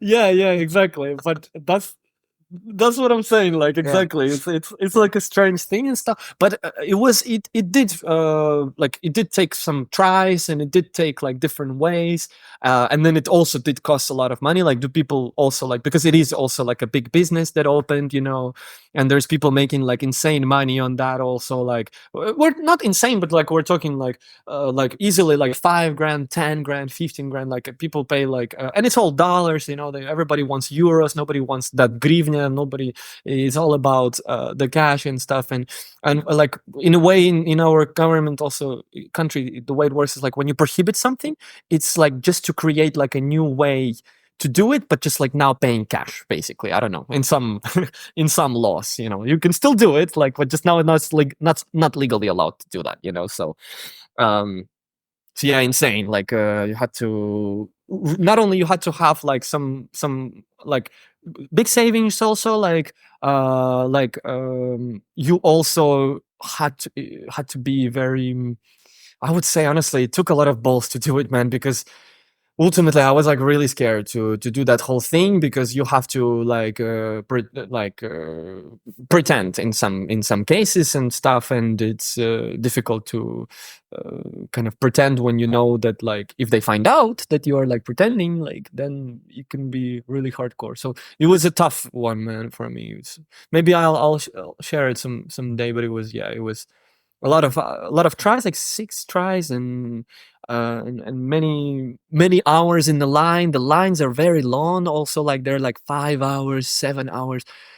12-hour long lines, and very slow, and every single person who is leaving is questioned, and it's very, yeah, it was a tough one. And so when I really thought, man, at some point that I won't be able to leave. Like there was that point where I didn't know also, and we couldn't also go together with my wife also, because the way that I needed to go is I needed to go like solo. And so when I like we didn't know like if we will also see each other, and it was a very difficult time. But then yeah, like finally that day came, and that was like roughly like at the beginning of 2023, and then I made it abroad, and that was like wow, that was like in this, you would never think that you will be so happy, like in a wicked and twisted way. I was like so happy to leave. Like you shouldn't feel happy to leave your country, right? Like but I felt like, oh my god, like thank god, and I'm like, at this point is like, I want to, like, I don't want to get close to that anyhow, and kind of part of me wants to get as far away as possible from that, because it really like traumatized me in some like psychological ways, like that experience and leaving and living all of that, and Mhm. like if anything, like if United States, like in New York and in Oregon, I'm grateful to those places because they gave me courage and power. And I really believe that, like, in myself. And if I really put my best heart into something, I'll be able to do it.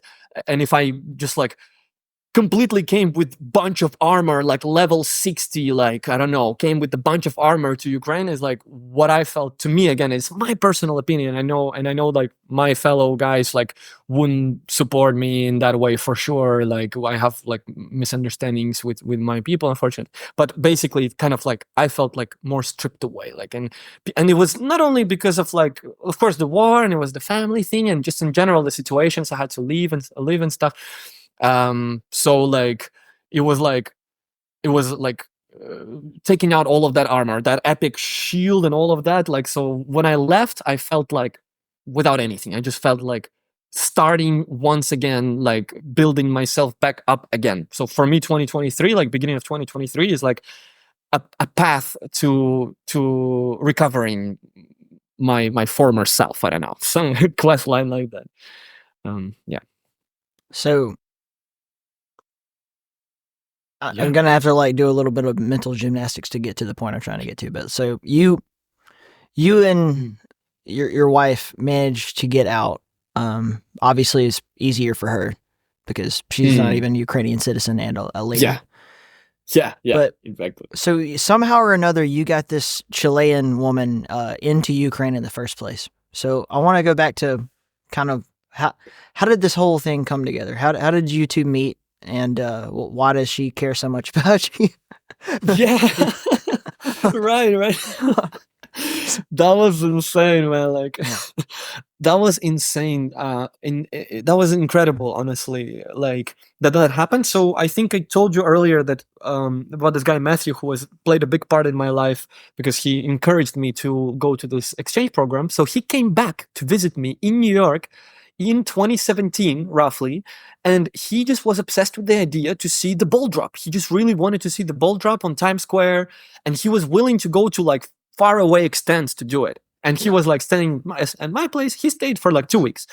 And basically, we had like lots of memories and lots of cool conversations. But a very important one was that night he went to see the ball drop, and he was like for 12 hours. It was from 12 p.m. until midnight there, like saving the spot. And while he was there, he started talking to this one girl. Her name is Caroline, and basically, like, he started talking with her, and then she was with a bunch of friends. So then they're like, "Hey, join us all together." And then I think Caroline, she's like from South Carolina or something. And like, I know she's from somewhere from the South, and Matthew is from Texas. And actually, the friends of hers were also from Texas, so they just like vibed, like, "Oh, okay, cool, you're my guys." And then basically they became super friends. And then he calls me and he's like, "Yo, dude, I met these super cool people. Let's go hang out." I meet them, and then so we become friends with this girl, with this Caroline. And then like the way it works is that 4 months later, so we're talking like May, we were like keeping in touch, and then she said like, "Hey, actually, there's this hangout, like let's go, like there's this meetup and stuff, like let's anyways, not important. Main thing is that it's a meetup." And on that meetup, man, that's where I met Fernanda. So it was like, you understood, like, so like it was Matthew visiting. He met this girl Caroline, and then this Caroline happened to have Fernanda as her friend. Uh-huh. And then what happened is that Fernanda, she is from Chile originally, and she had a 1 year internship in New York City, like at this company KPF. And then we met in May, so we met like 3 months into her internship basically, and then we just started to like hang out, and we were basically like. Really like just hanging out like friends and just having a good time and stuff, and it was insane that it grew into something like now we're married. Like I proposed to her actually in the war times, like that was one of the things. Also she stayed with me, and that was also insane thing for her to do also, because a lot of girls like actually also like from Ukraine actually that are like super patriotic. Like I knew some people that were super patriotic and saying how much they love Ukraine, and they left like the first day, second day they left.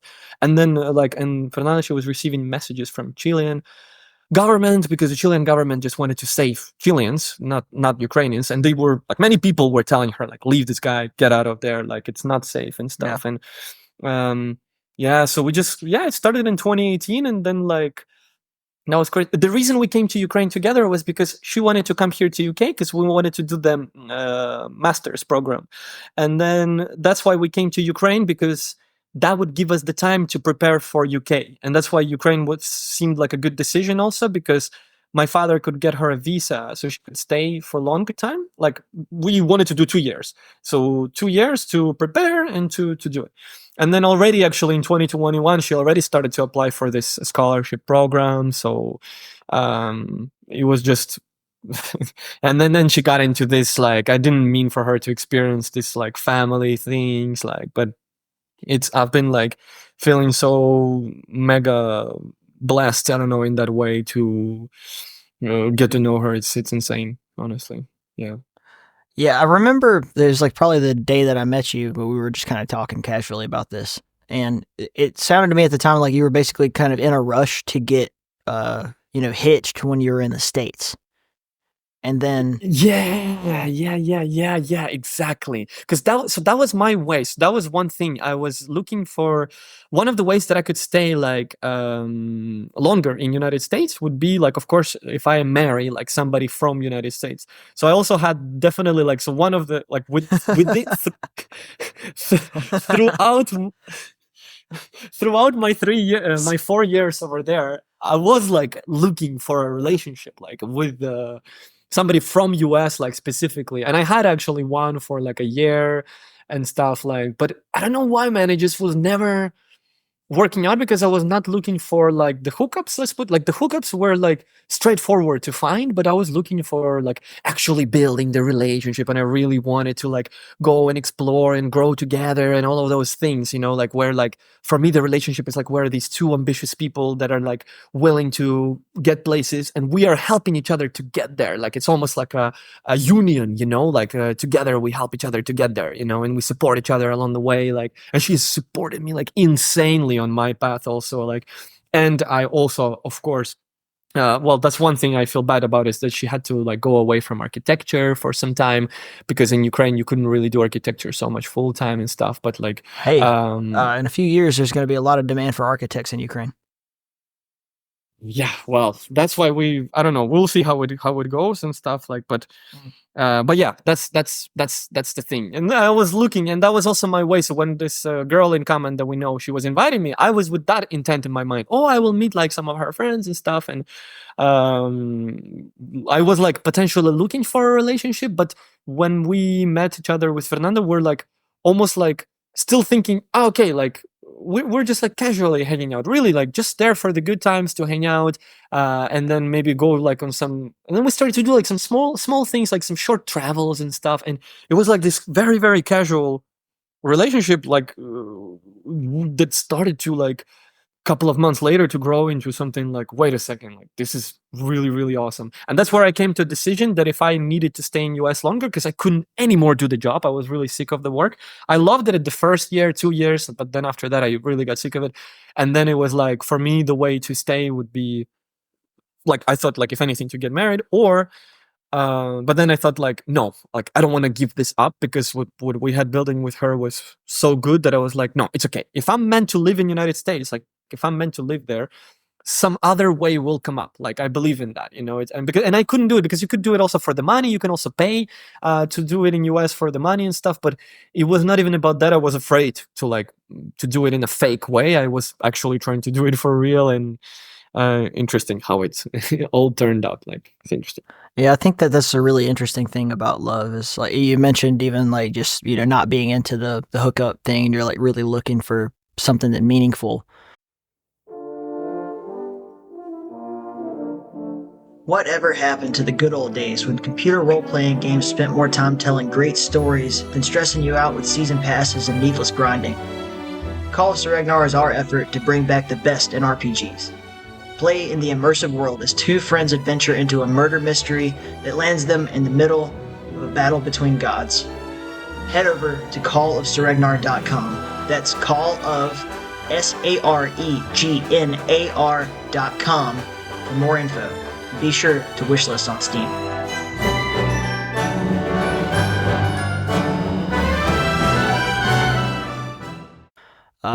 But just like even for me, like living abroad and stuff, it was so like it's so naive to think like, oh, I'm just gonna go to a place and like find I don't know, a woman from this country and we'll get married and then it'll all work out. Like it's never that simple. No love story worth telling is ever that fucking simple, right? Like name your favorite romance movie. It's never like and then I found that and then it just worked out perfectly. Like, no, it's like a whole thing. You got to bargain with the time. I mean, I really like the way that you said like if it's meant to be that I'm supposed to live here, it will happen in some other way. Like you. And you decided what was ultimately more important to you. And honestly, man, if you got somebody who's willing to do all that shit with you and travel all around the world and deal with all this nonsense, I think she actually probably really likes you.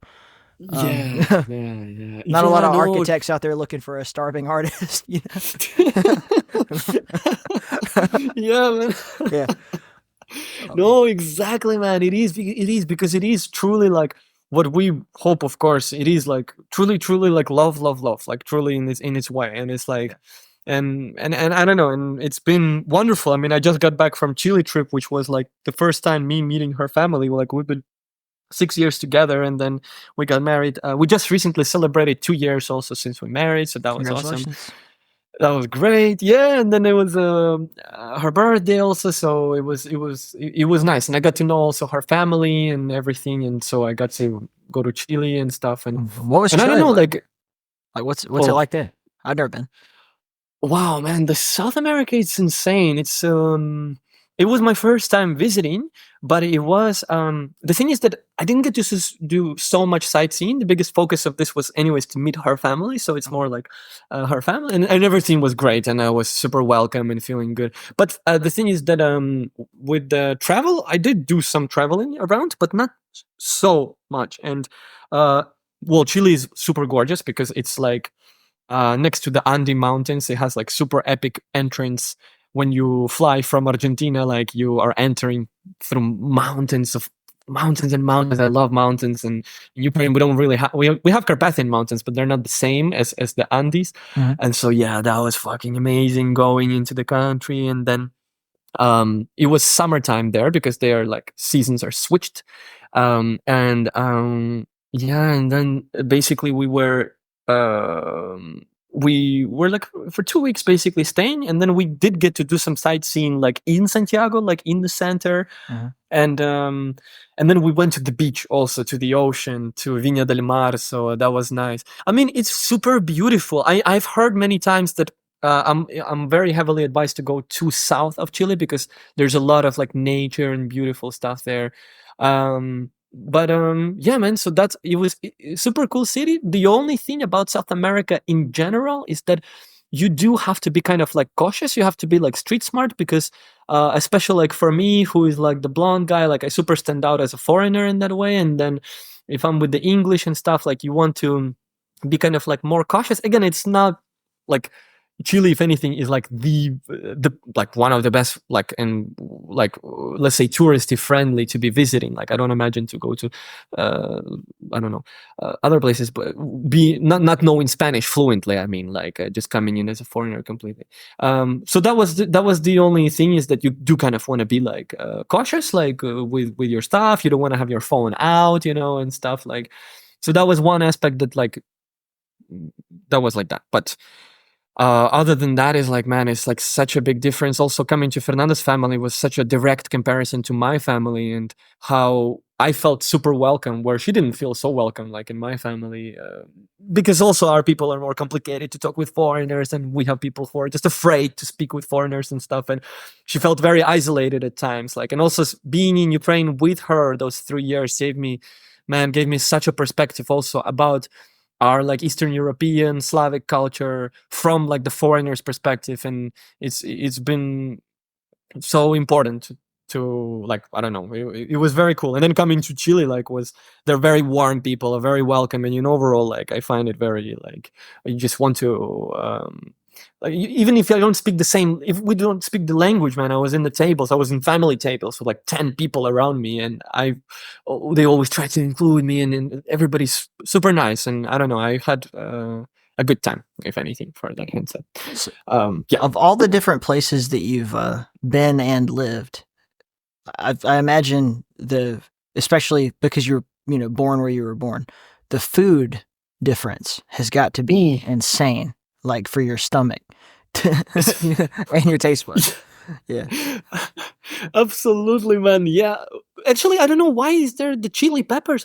They're not really eating the spicy food. I don't know. From somewhere I had that stereotype. In Chile they like this. Well, there is the spicy food, of course, but actually Chile, because it's like next to the ocean, it's actually like mostly there's a lot of seafood actually over there, and they have some like dishes that are similar with Peruvian, and then it's like Peru will do that same dish, but it's like we have, for example, in Ukraine, we have the borscht.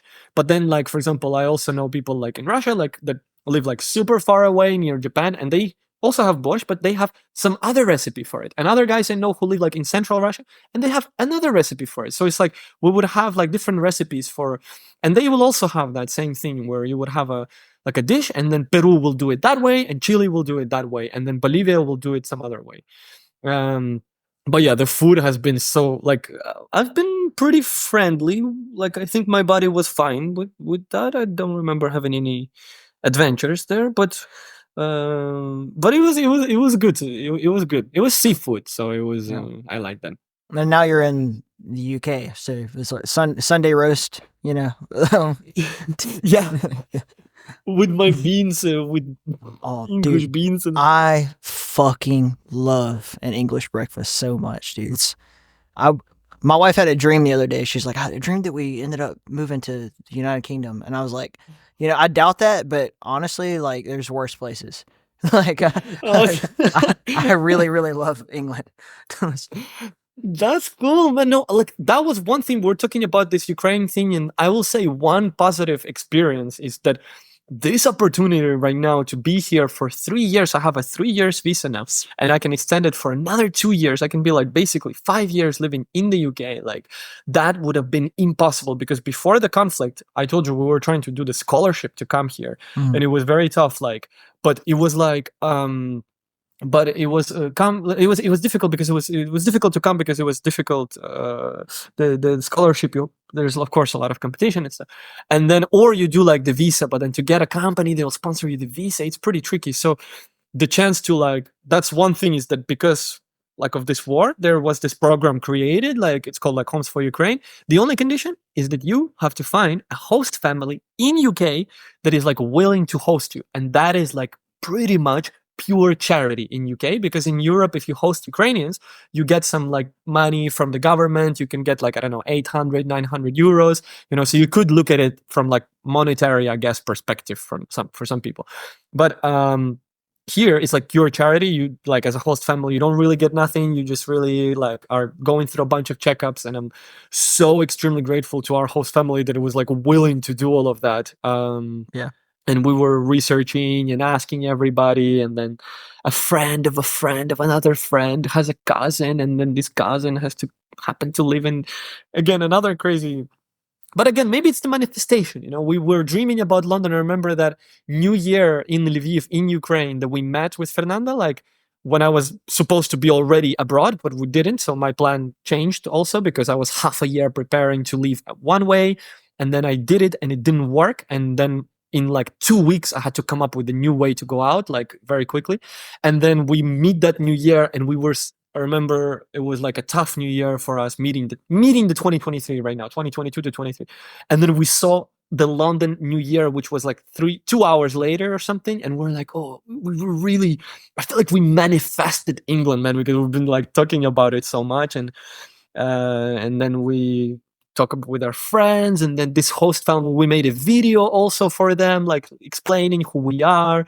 We just want to have a country, like, because that's what we want. We are just two young professional people. We want to do all the standard stuff. We want to get the good life, the house, the family, and we just want like a place where we can do it, where like the government doesn't necessarily like directly interfere into your like things, and you can just not bother you. You like, I like that relationship. I pay my rent, which is my taxes, and then I just can be here like working and developing like wonderful relationship. And then that was so incredible that they agreed to host us. In fact, it was November 29th, like last year, on our 1 year anniversary with Fernanda, that we got the news, like okay, the family agreed. Like it was because it's a big decision, and it is like a lot of hustle on their side. We didn't have to hustle anything. We just brought the papers. Like the process was so super smooth.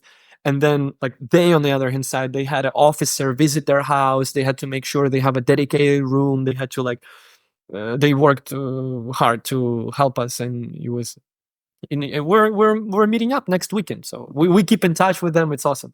And and it's been amazing. Now we're trying out to see how life goes in England, but I find a lot of soul here, man. Like I do love US, and we are talking about that. If it's not going to be UK, it is most likely going to be US, honestly. Like, and we are constantly comparing also a lot. We shouldn't. They're different cities, but I am subconsciously remembering New York City while living here, because it's also a big city. It's also a metropolis. It's also super busy. Lots of things happening. But it has been, I found a lot of soul. Like one thing is, in US, from some certain places, I was missing a little bit of soul, because it's like more new cities. Like anyways, everything is more new, which I love the new stuff. But here is like, for the spiritual side, again, I'm not talking about economy or the politics or how is it going. Like that is like another thing. But like from aesthetic point of view, it's like super beautiful. It's so cozy, dude. Like English villages are so cozy. They're just so super cozy, and I find so much inspiration for music. It's good stuff. I don't know. If I were gonna live in the UK, I would live basically anywhere but London. Like you told me. but that's just me in general. Like I fucking hate big cities. Like there are certain cities that like when I go there, I'm like, hey, this is really cool, but I still wouldn't choose to live in any city. I would want to be like at least 30 minutes away from all of the hustle. And London is a fucking shit show. It's just, you're trying to get across, town, and it's like you're walking across this, like, okay, we're gonna take the underground, and then you walk into the underground and it's shut down, and you're like, okay, well, let's get up, and you walk fucking down to another area, and you enter the underground, and you take the underground across, and it's like the distance is like we literally walked more to get from train station to train station than to get if we had just walked directly to where we were going. But the streets are so busy you can't do that. And don't get me, there's some really cool stuff to see. I mean, I went to all the Buckingham Palace, and looking at Big Ben, and like what's the Abbey, that's like Abbey Road Studios. Yes, that's all wonderful, but I still wouldn't live there. it's too much. I know. Yeah, I was amazed at that, man. Like I was discovering. Yeah, sorry, you want to say? No, you're good. Go ahead. No, I was just saying, like, for me also London was a discovery. So like because I've been, like, my childhood dream was like New York, because I was like growing up on all those American movies and stuff, and like that was if anything, like, I don't know, I loved it. But then Fernanda was like more with the London like idea. I didn't like specific. I don't know why I haven't thought about this city, but now that we're here, it makes so much sense. But basically, it's been a discovery also for me. I'm coming to London unbiased. Like, so if you ask me about New York, I'm super biased. I saw too many movies. I'm super biased. I'm gonna tell you that I love it and it's amazing for me because it has so much sentimental emotion. But London, I was like coming completely like unbiased, and I have to say that I'm having like super good time here because it doesn't. While it can feel very overwhelming as the city and especially in the center area, there are like some really fucking cool chill places here. Like we have friends who just bought a house here in this area, and it's north, it's Finsbury Park, so I'm like half an hour by the underground to the center, like 1 hour by bus.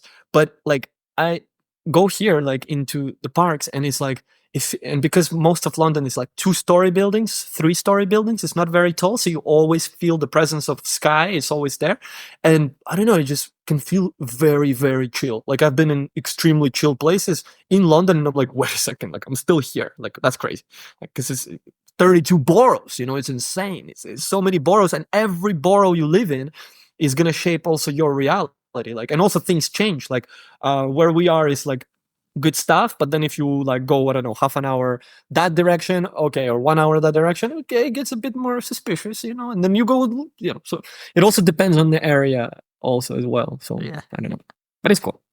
I don't know. I see, in my mind, I'm like, I want like a house in the countryside with like, I want to be able to like piss off my front porch in the morning with like nobody offended by seeing my wiener because they literally like that's yeah, that's like my standard for like freedom. You know, I can do anything I want here, and no one's gonna know or care or interfere. Yeah. Whereas like living in cities, you have to get used to just kind of compromising with the fact that you're around other people who have needs and boundaries also always. It's true. It also depends, I feel like, on the phase in life also that you're in, and especially, for example, for the family. Like I also was thinking about this with Fernanda, that I really don't think like if life goes good, because we don't know. Like we have Canada as our plan B. We do have residents in Canada as a plan B, so we are also considering that. But like if things go good here, like and we're like getting that deposit, like initial deposit, you want like 30 to 50 grand deposit to get like a mortgage on the house for 20, 30, 40 years. Like, so like we do imagine that happens. And then we like, I don't know if I will also live like in the city specifically. Like, I think it's a healthier environment also but also I know it's your personal thing. I mean, you also grew up in that kind of environment too. You know, I grew up already I grew up like in that Azorna, in that military town, in a small apartment, which I had to be always working with the smaller space. So, yeah. And what I get from the city is like, right now, I just find it very, like, kind of as a creative person, the way, like, I have to be inspired. Like, I have to keep being inspired. Like, that's my, like, absolute have to. Like, I need inspiration. Like, I'm addicted to inspiration, like, period. That's for sure. Yep. And this is the like location which provides me like a lot of inspiration, because like it really inspires me to go to these, like I'm going to game dev clubs every month. There's game conference happening. There was a Comic-Con happening. I have my first DJ set coming up here, which is going to be like December 19th. That's going to be so fucking awesome. It's going to be video game soundtrack music. So that's awesome. Then we already have plans like to meet up with these guys from an animation studio in January. Like I was at Warner Brothers working. I had a 1 week work experience at Warner Brothers post production. Like, you know, I need, and I fuel on that. You know, I need these events and like things and like I need it. But then who knows? Like in 5 years, in 10 years, I could be like, fuck it. I had my dosage. Like I'm ready to. Like I don't know, because I love nature as well, Tyler. Like I super share that passion and love for your space and the house and stuff. That's cool. Trees, you know. Yeah, just I like to be able to like see the stars. Yeah, it's a big thing for me. Like I like being able to just like sit in the backyard or like go for a walk at night and like, oh, there's Venus, there's Jupiter, there's like, and I know, you know, a lot about astronomy in general, but like it's a big thing for me. Like, so if I have to live in a place like, especially Denmark, it was like super fucking depressing because it's like, not only is there light pollution, but it's also overcast all the time. So like you just never see the sky. Right. So I really value that stuff. Living in Arizona was amazing because you could really, really see the stars there. It's gorgeous. That's amazing, and that's what's most important, Tyler, is that like Yeah. you follow your heart. In Yeah. yeah, and you wanted to say?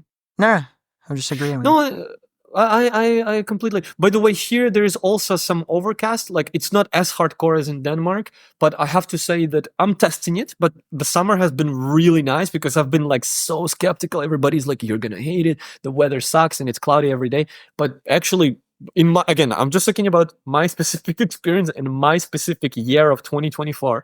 Like it has been so good. Like I've been loving so much the weather. And now that November came around, I do admit there was like a couple of like that it's just overcast for like a couple of days straight. Now that it's winter time and it's more closer to 0 degrees, I feel like the clouds can't quite like exist in that. Well, like they can still exist, but not so many. So every time it's different. But so far I've had a very good time. I love that I don't enjoy when it's too hot, and I don't enjoy it's too cold, and it's kind of like in between. For some people it's a big thing, like the weather is like such a big thing. Like people don't go to Canada because it's like too cold for them. Like I wouldn't not live in Canada because of the weather. Like that's for me like the least. For me there's so many other things like Yeah. the work and how I I'll feel. put on But I more don't- clothes. I'll build Yeah. a fire. I'll make it. It's okay. Yeah. For me, like, can I live here? How long can I stay? The conditions, like, so many other things. So, nature was not a big. I mean, and besides, also living in Ukraine, in Lviv, in the west of Ukraine, it's super overcast for a long time. So you do get used to that and stuff. And if you remember in my New York days, I was off on days off when it was like shitty weather. So Mhm. because that's when I couldn't work. So I developed some love also. For me, weatherman is like also genres of music, you know. Sunny weather is like the pop music, everybody loves it, top 100 charts, hell yeah, sunny weather any day. I also love that. That's mainstream, that's good stuff. The cloudy weather is like some kind of like deep house, you know, some ambient tech house, I don't know, some more underground, some more niche genre, you know. And there's different, like, also we're learning here in one of the parks, there's different types of clouds, man. There is like the stratus, the cumulus, like some are lower, some are higher, you know. And I don't know, you can become the cloud expert, like, I don't know, here. I was a meteorologist in the Air Force, so like, yeah, I'm very familiar with cloud types and stuff, and my wife still does that. So yeah, Whoa, alto so cumulus standing lenticular clouds are bad for turbulence, and you learn a lot of these things. Dude, exactly. Like we're just flying, and by the way, coming back from South America to Europe, we were flying through some hardcore clouds there, man, because it was like really shaking the whole airplane. So, Yeah. Anyways, So I guess to kind of get things wrapped up here, because I think we're about 2 hours or so, and I've got to jump at a certain point, but yes, of course. And I'm sorry. I hope it's okay. I thought you wanted to do 1 hour. Is it okay if it's 2? It was longer. I don't care if it's 4 hours. It's just that I have a work meeting to go to. No, of course. And I also need to get some stuff done too. And we made it. When we made it full cycle, we basically came to this point. But yeah, you weren't fast. So, I mean, just in general, like everything that you've been through, gone through, like this entire journey that you've, up to this point, because you're not done writing the book of Kyle Misko is not over with. But yeah, you know, like what's like a piece of advice or just like something that you would say would help someone else who's going through difficult times? You know what was really helpful is that for me to know is that like is that I feel like maybe it's all in my head, maybe it doesn't happen, but I feel like if we come back to that universe and that manifesting stuff, like I feel like life ultimately, like if there is a destiny, like ultimately it wants to get you to that point where you like it wants to get you to the success. Like I don't know, so like the things I dream about, like it wants to get you there, but the thing is that it's so important. Like it sounds like super cliche, but actually like when it's very difficult, it's actually very important to like kind of keep going, because you do get the reward. Like, and I do feel like in life, for whatever hardcore things happens, like there is ultimately like the good times are always coming up, even if they're coming up a bit later on.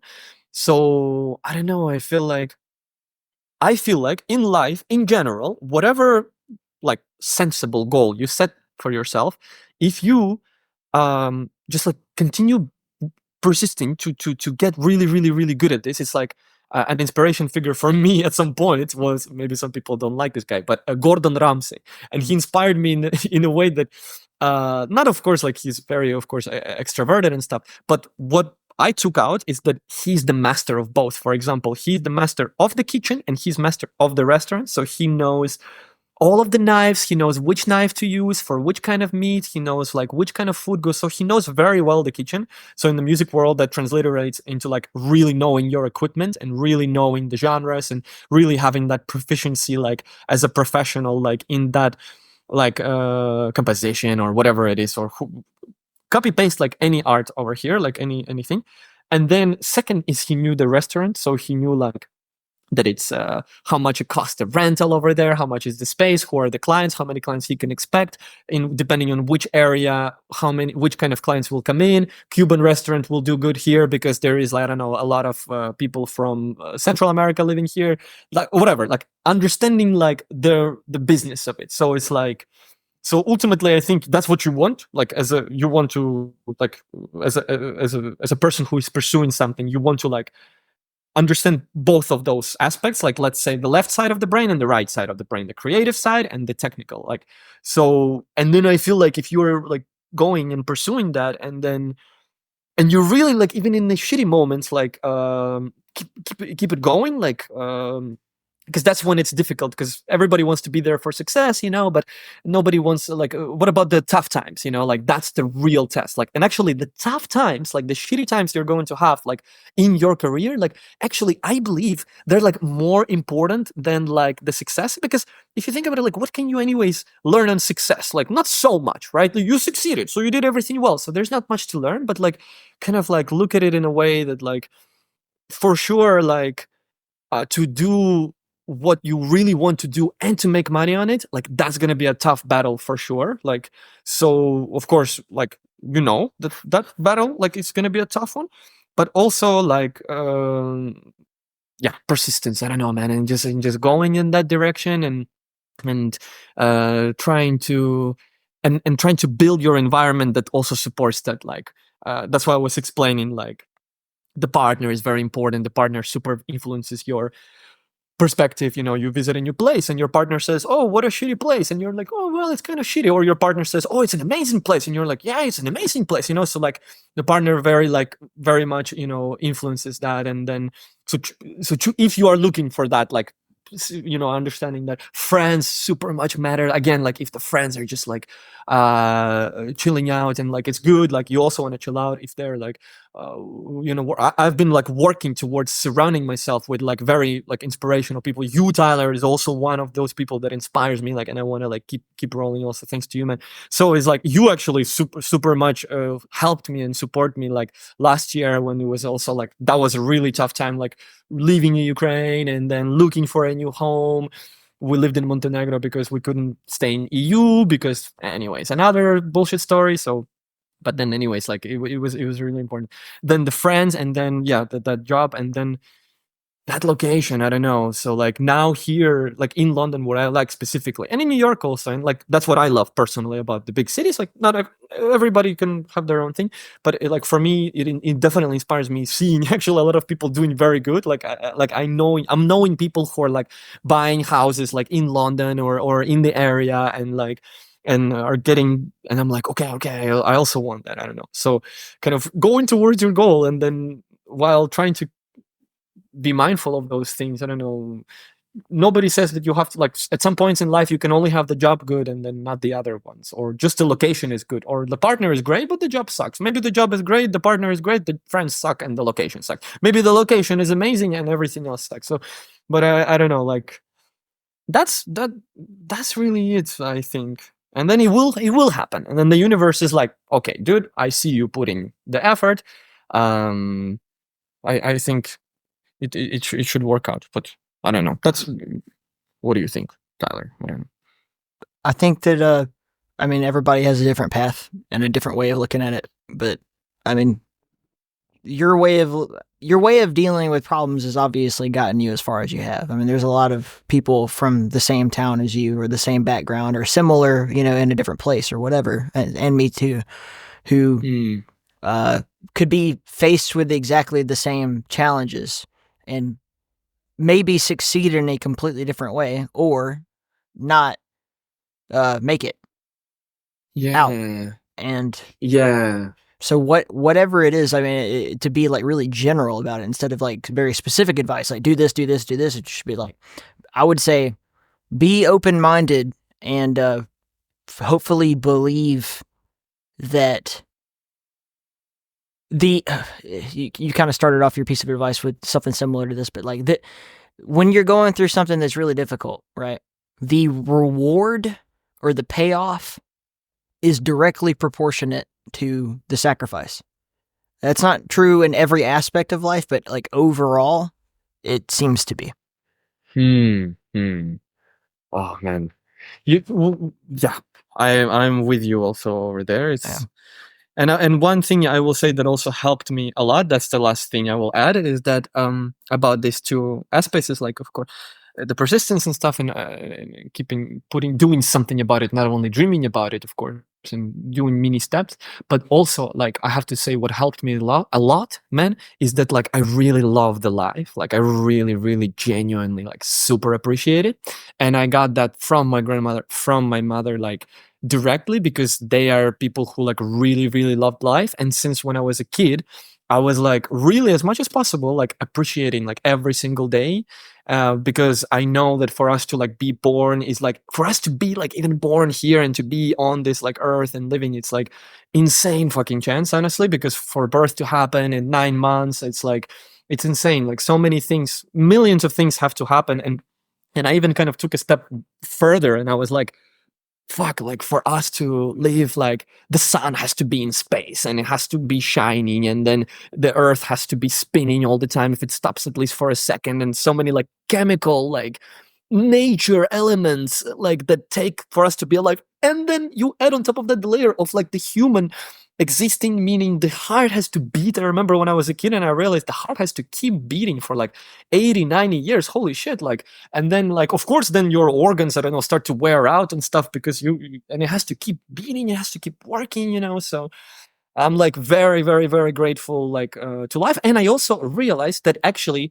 it's not so long because like the 70 years, 80 years, like in New York I actually made a couple of friends who are like over 70 years old. Like I have a friend, he's like 75 and he lives in Czech Republic, and he goes to like he does mountain climbing, so I talk so many interesting things with this guy, with this guy from Croatia who was my landlord also. He left in Yugoslavian war, and he told me, with this guy from Armenia, like I can remember like a couple of people like from older generation, and I asked them like, guys, what do you feel like? You are now 60 years old, like 70 years old, how do you feel, man? And then and they are really nice people, like we didn't have any, like we were talking very open-mindedly, and then it was not like, oh, you're younger, we're like you're above our league, like they were very down to earth. And yeah, they said like one thing they said is like, time, dude, it's like when you're 60 you're like, fuck, I just have like 20 years, I don't know, or like 30 years, like, and that feels like it's faster passing and you want to get more things done and stuff, and like, and I realized that it is super, super, super precious.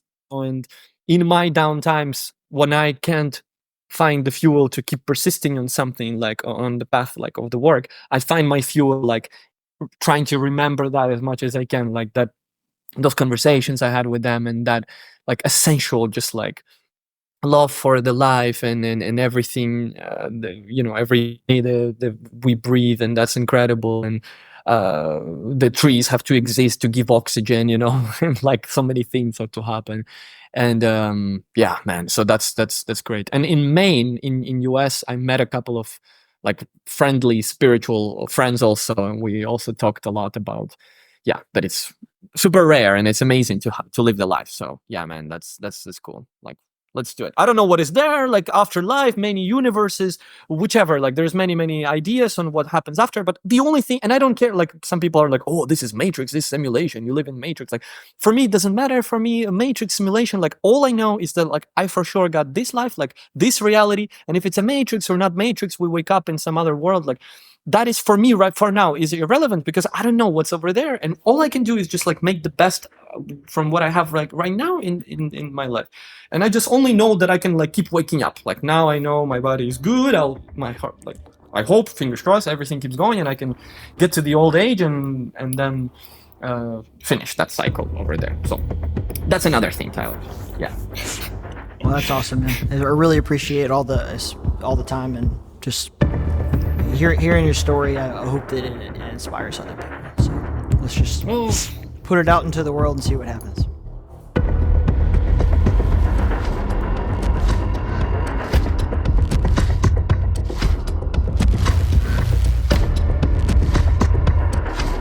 The song you are hearing is called "The Perpetual Beat Machine" by, of course, our dear friend Kyle Misko. I can't thank him enough for coming on the show and sharing his story. It's been something we've been talking about for a long time now. We met at Gamescom maybe 2023, so quite a long time ago. And he's just fantastic. I was immediately kind of enamored with like everything this dude had been through to get to where he is. And hey, if you're out there and you're making a game and you're looking for a badass musician who can do a whole lot of different stuff to compose soundtracks for your game or whatever, his website is kylemisko.com, and that link will be in the episode notes. I can't thank y'all enough. I want to say thanks to all of our Patreon supporters. So to the crew, Shannon, Ant, Michael, Brad, Fred, Dots, everybody out there who just keeps on showing that love. I support you in whatever you do as well, man. And of course, our usual theme song on this show at the top of the show, and usually at this part, but we replaced it with Kyle's today, is by John of the Shred. I definitely recommend you check him out and everything that Scythe Dev Team does. I'm a huge fan. Happy's Humble Burger Farm. It's actually my first ever like official role in a video game, I think. So yeah, it's always going to be in my memories. I don't have anything else to say, so I love you. God love you. Stay in the key.